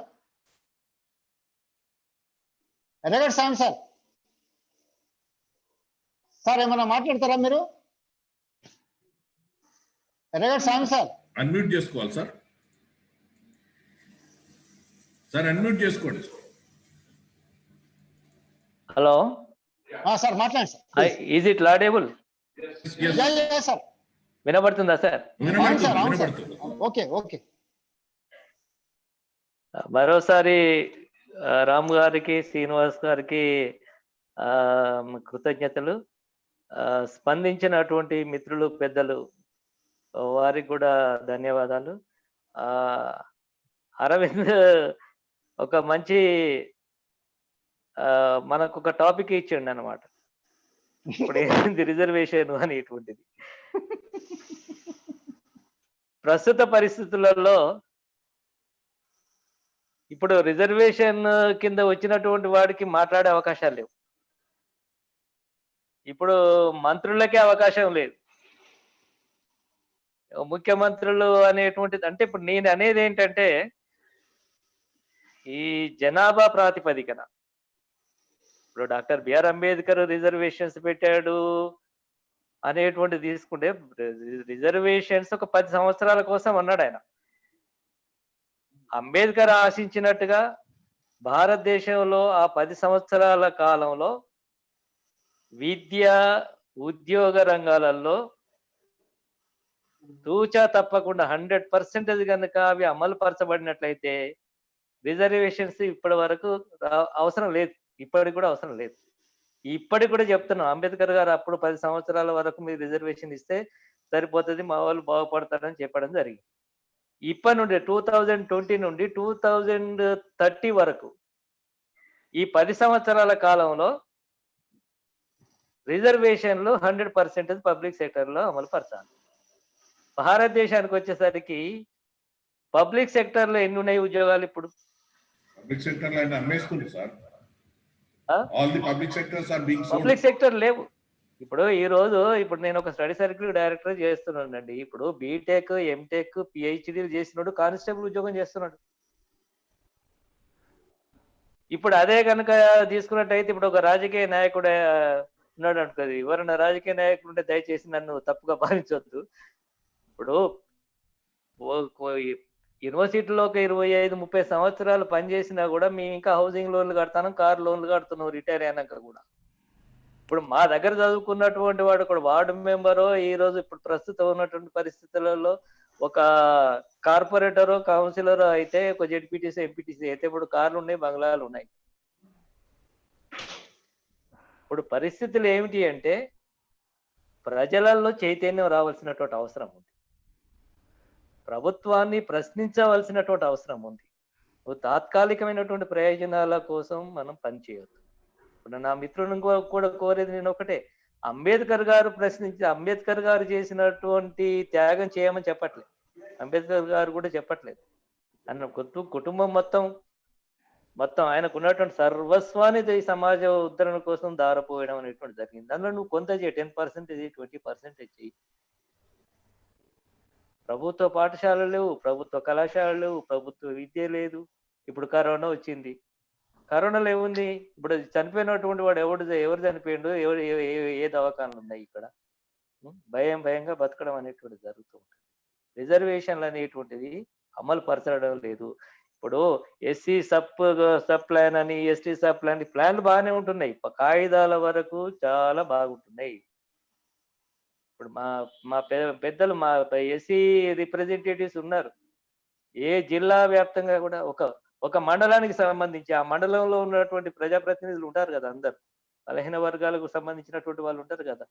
ఆ ఊరికి ఎంత డబ్బు వచ్చింది, ఆ మండలానికి ఎంత డబ్బు వచ్చింది, ఏ సంక్షేమ పథకాలు ఉన్నాయి, ఆ సంక్షేమ పథకాలకు అవి ఖర్చు పెట్టిండ్లా, అవి ఎంతవరకు ఖర్చు పెట్టిండ్లు, ఎంత మిగిలి ఉంది, ఇంకెన్ని పనులు చేయాలి. ఇప్పుడు వర్షాలు పడుతున్నప్పుడు వరదలు వచ్చినప్పుడే దాని అభివృద్ధి పనులు ప్రతిసారి ఇదే జరుగుతున్నాయి. కాబట్టి ప్రజలు చైతన్యవంతులు కావాల్సినటువంటి అవసరం ఉంది. అంబేద్కర్ గారు చెప్పినట్టు విద్యావంతులు కావాల్సినటువంటి అవసరం ఉంది, సంఘటితం కావాల్సినటువంటి అవసరం ఉంది. ఇంకా మనం ఏదో వరంగల్, ఖమ్మం, కరీంనగర్, హైదరాబాద్ ను చూసి ఏదో బాగుపడ్డామంటే కాదండి. ఇక్కడ మనకు కావాల్సింది యాంత్రిక పరమైనటువంటిది కాదు, మానవాభివృద్ధి అనేటువంటిది నైతిక విలువలపైనటువంటి వాటిపైన ఆధారపడి ఉంటుంది. ఇప్పుడు బంగ్లాలు ఇవి కాదు, వీటి కాదు, ప్రకృతిని మనం కావాల్సిన. ఇప్పుడు స్టేట్ సోషలిజం అన్నాడు అంబేద్కర్. పరిశ్రమలను రాజ్యపరంగా ఉండాలన్నారు, ఎక్కడిని? కాబట్టి భవిష్యత్తు కాలంలో ఇప్పుడు ఇవన్నీ కూడా అరవింద్ గారు చెప్పినట్టుగా, మిగతా మిత్రులు చెప్పినట్టుగా, ఏదైతే అంబేద్కర్ ఆశించడం అనేటువంటి జరిగిందో, అంబేద్కర్ ఆశయాలను ముందుకు తీసుకుపోవడానికి కేవలం ప్రభుత్వం కావచ్చు, ప్రభుత్వ అధికారులు కావచ్చు, రాజకీయ పార్టీలు కావచ్చు, చిత్తశుద్ధితో పనిచేయవలసినటువంటి అవసరం ఉంది. ఇప్పుడు ఎవరున్నా అంతే. ఇప్పుడు ఒక సంవత్సర కాలం ఒక టర్మ్ ఉంది, ఆ టర్మ్లను పనిచేయవలసినటువంటి అవసరం ఉంది. నిస్వార్థంగా సేవ చేయవలసినటువంటి అవసరం ఉంది. కాబట్టి పాల్గొన్నటువంటి మిత్రులందరికీ మరోసారి ధన్యవాదాలు చెప్తున్నాను. ఈ సుధాకర్ సార్ ఒకసారి స్పందిస్తారట. సుధాకర్ సార్ ప్లీజ్ మాట్లాడండి. సుధాకర్ సార్ మీరు మాట్లాడండి. ప్రొఫెసర్ గారు నమస్తే. నాకు ఒక చిన్న మాట చెప్దాం అనుకున్నాను. అందరికీ తెలిసిందే కానీ మరొకసారి అరవింద్ గారు అనుకుంటా యూఎస్ మాట్లాడుతూ ప్రధానమంత్రులకు, ముఖ్యమంత్రులకు రిజర్వేషన్ ఎందుకు కల్పించద్దు అని అన్నారు. నిజానికి ప్రధానమంత్రి కానీ, ముఖ్యమంత్రులు కానీ వీళ్ళని ఎవరిని అపాయింట్ చేసుకోరు, వాళ్ళే అపాయింట్ చేసుకోబడతారు. They are not being appointed by anybody. ఎందుకంటే ఎక్కడైనా మీరు ప్రధానమంత్రి అపాయింట్ అంటే ప్రెసిడెంట్ ఒక ఆవుద ముద్ర వేస్తాడు తప్ప ప్రెసిడెంట్కు చూజింగ్ అథారిటీ లేదు. అట్లాగే ముఖ్యమంత్రికి వచ్చినప్పటికీ, మిగతా మంత్రులకు వచ్చినప్పటికీ గవర్నర్కి ఏ అధికారాలు లేవు. ఎవరు ముందుకొచ్చి ఆ రాజకీయ పార్టీకి సంబంధించిన వాళ్ళు ముందుకొచ్చి ఇగో నేను ఈ పార్టీ లీడర్ను, నన్ను అపాయింట్ చేసుకోనట్టు చేస్తారు తప్ప అంటే సెల్ఫ్ అపాయింటెడ్. కాబట్టి ఎవరైనా రాజకీయ నాయకులు అక్కడ కూడా దళిత బలహీన వర్గాల వాళ్ళకు సంబంధించిన వాళ్ళు దేశంలోనూ రాష్ట్రంలోనూ ప్రభావవంతమైన పరిస్థితిలో ఉన్నట్టయితే వాళ్ళకు వాళ్ళు అపాయింట్ చేసుకోగలుగుతారు తప్ప మిగతా ఇప్పుడున్నటువంటి ఈ అప్రెసర్ సప్రెస్ కమ్యూనిటీని అట్లాగే సప్రెస్ చేయాలనుకుని కేవలం రిజర్వేషన్లు ఏదో చట్టసభలో రిజర్వేషన్ మాత్రం ఉన్నాయి కాబట్టి రిజర్వేషన్ అంత మాత్రాన ప్రధానమంత్రులు, ముఖ్యమంత్రులు కావడానికి ఇప్పుడున్నటువంటి రాజ్యాంగ సూత్రాల ప్రకారం అవకాశం లేనే లేదు. ఎందుకంటే వాళ్ళని ఎవరు అపాయింట్ చేసుకోరు. వాళ్ళకు వాళ్ళే ఫార్మల్గా ఒక ఆయుధం ఇస్తే ఆ గవర్నరు లేకపోతే ప్రెసిడెంట్ అపాయింట్ చేస్తారు తప్ప లేదు. అందుకొరకే వీళ్ళకు రిజర్వేషన్ కాబట్టి అవకాశాలు మృగ్యము. That's what I want to tell. There is definitely ఇక్కడ ఒక విషయం చెప్పండి సార్. సుధాకర్ గారు వింటున్నా. సుధాకర్, మన రాము గారు, అరవింద్ గారు అడిగిన ప్రశ్న ఏంటంటే, అరవింద్ గారు ఇప్పుడు ప్రైమ్ మినిస్టర్ కానీ, చీఫ్ మినిస్టర్ కానీ ఈ వర్గాలకు సంబంధించినటువంటి వ్యక్తి అవుతే ఈ సమాజం బాగుపడుతుంది. ఉదాహరణ కనుక తీసుకున్నట్లయితే యూపీలో మాయావతి గారు ఉన్నంత కాలం అక్కడ కొంత దళితులకు కొంత లాభం జరిగిందని చెప్తున్నాం. అయితే ఇప్పుడు ఇక్కడ కావాల్సింది ఏంటంటే రిజర్వేషన్ అనేటువంటి అంశం అరవింద్ లేవనెత్తింది కాబట్టి ఇక్కడ మనం కోరుకునేది ఏంటంటే దళిత, బడుగు, బలహీన, మైనారిటీ వర్గాలకు సంబంధించినటువంటి వాళ్ళు తమ వర్గానికి సంబంధించినటువంటి వాళ్ళను చట్టసభలకు ఎమ్మెల్యేలుగా, ఎంపీలుగా ఎక్కువ మందిని ఎలక్ట్ చేసుకున్నప్పుడు ఆటోమేటిక్ గా ఆ వర్గానికి సంబంధించినటువంటి వారు సీఎం అవుతారు, ఆ వర్గానికి సంబంధించినటువంటి ప్రైమ్ మినిస్టర్ అవుతాడు. అంటే ఎమ్మెల్యేల సంఖ్యను బట్టి, ఇప్పుడు పార్టీ ప్రెసిడెంట్, ఇప్పుడు మన రాష్ట్రం కనుక తీసుకున్నట్టయితే ఎమ్మెల్యేలు ఇప్పుడు ఒక పార్టీ అధ్యక్షుడు ఎవరు ఉంటే ఆ పార్టీ అధ్యక్షుడికి సంబంధించినటువంటి ఆ పార్టీకి ఎక్కువ స్థానాలు వస్తే అందులో ఉన్నటువంటి అధ్యక్షుడే చీఫ్ మినిస్టర్ అవుతున్నాడు. లేకపోతే నేషనల్ పార్టీ అయితే నేషనల్ లీడర్షిప్ ఎవరైతే చూజ్ చేసుకుంటారో వాళ్ళు ఇక్కడ ముఖ్యమంత్రి, ప్రైమ్ మినిస్టర్ అవుతున్నారు. కాబట్టి ఏంటంటే ఇక్కడ వాయిస్ అనేటువంటిది అంబేద్కర్ ఆశించింది కూడా అదే.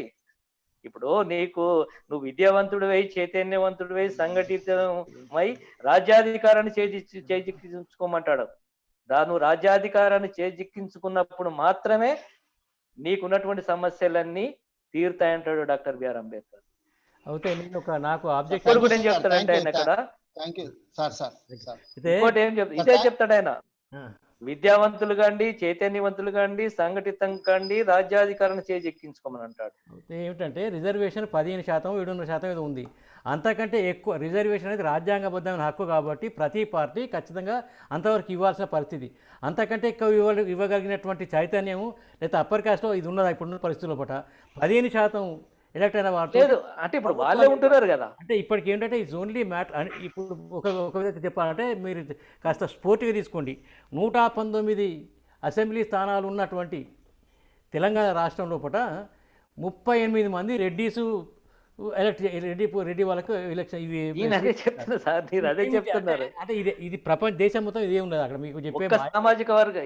ఏ సామాజిక వర్గానికి సంబంధించినటువంటి వారు పార్టీ అధ్యక్షుడైతే ఆ సామాజిక వర్గానికి సంబంధించినటువంటి వాళ్ళే ఉంటున్నారు. ఇప్పుడు మన వైస్ ఛాన్సలర్ తీసుకోండి, ఆంధ్రలో మొన్న వైస్ ఛాన్సలర్స్ అపాయింట్మెంట్ అయింది. ఎంతమంది మొత్తం అందరు రెడ్డిలో వైస్ ఛాన్సలర్ అయింది. నేను అనేది అనుకుంటాను, చట్టము వేరు వాస్తవం వేరు అంటున్నా. ఈ వాస్తవంలో చట్టాల లోపల అటువంటిది లేదు. కాబట్టి వాస్తవం ఏంటంటే కన్సాలిడేషన్ కావాల్సిన అవసరం అందరు అంటున్నారు. కన్సాలిడేషన్ కావాలి. ఇప్పుడు మనం కూడా యూనివర్సిటీలో చేసాం కదా, ఎస్సీ ఎస్సీ బీసీ మైనారిటీ అని చెప్పేసి మనం పెట్టాము. అవి ఎన్ని రోజులు ఉన్నాయి మన దగ్గర? ఏంటంటే అక్కడ ఉన్నంత యూనిటీ ఇక్కడ ఉండడానికి ఈ బలహీన వర్గాల వాళ్ళలో యూనిటీ అనేటువంటిది లేదు. ఇప్పుడు until and unless we are united. మళ్ళీ అది కాకుండా రీజనల్ పార్టీస్ ఏమిటంటే వన్ మ్యాన్ పార్టీసు. వాళ్ళు ఉన్నతకాలం పార్టీ ఉంటే వాళ్ళు పోయిన తర్వాత ఆటోమేటిక్గా పార్టీ పోతుంది. అది మాయావతి కావచ్చు, ఇంకోనే కావచ్చు.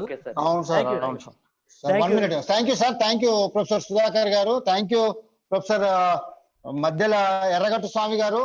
వారు ఇవాళ అంబేద్కర్ బుద్ధిజం అనేటువంటి అంశం పైన తెలంగాణ జనవేదిక మేము ఆహ్వానించగానే వారు విచ్చేసి జూమ్ ఆన్లైన్ లో వారు అమూల్యమైనటువంటి సందేశం ఇచ్చినందుకు గాను వారికి మా తెలంగాణ జనవేదిక తరఫున ప్రత్యేకమైనటువంటి ధన్యవాదాలు సార్. అదే విధంగా ప్రొఫెసర్ సుధాకర్ గారికి, ఈనాటి కార్యక్రమంలో పాల్గొన్నటువంటి ఇతర మిత్రులు డాక్టర్ అరవింద్ గారికి, డాక్టర్ చందు గారికి, తక్లపల్లి అరవింద్ గారికి, ప్రొఫెసర్ సుధాకర్ గారికి, జేమ్స్ ప్రశాంత్ గారికి, నరసింహరావు గారికి, నిఖిల్ రావు గారికి, మట్టెవాడ కుమారు, భాస్కర్ గారికి, సంపత్రావు గారికి, పాల కుమారస్వామి, ఇతర మిత్రులందరికీ పేరు పేరున ధన్యవాదాలు తెలియజేసుకుంటూ ఈనాటి ఈ కార్యక్రమం ఇంతటితో ముగుస్తుంది.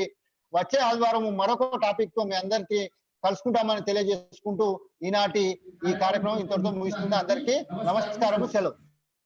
నమస్తే, ధన్యవాదాలు, చాలా థ్యాంక్స్ సార్.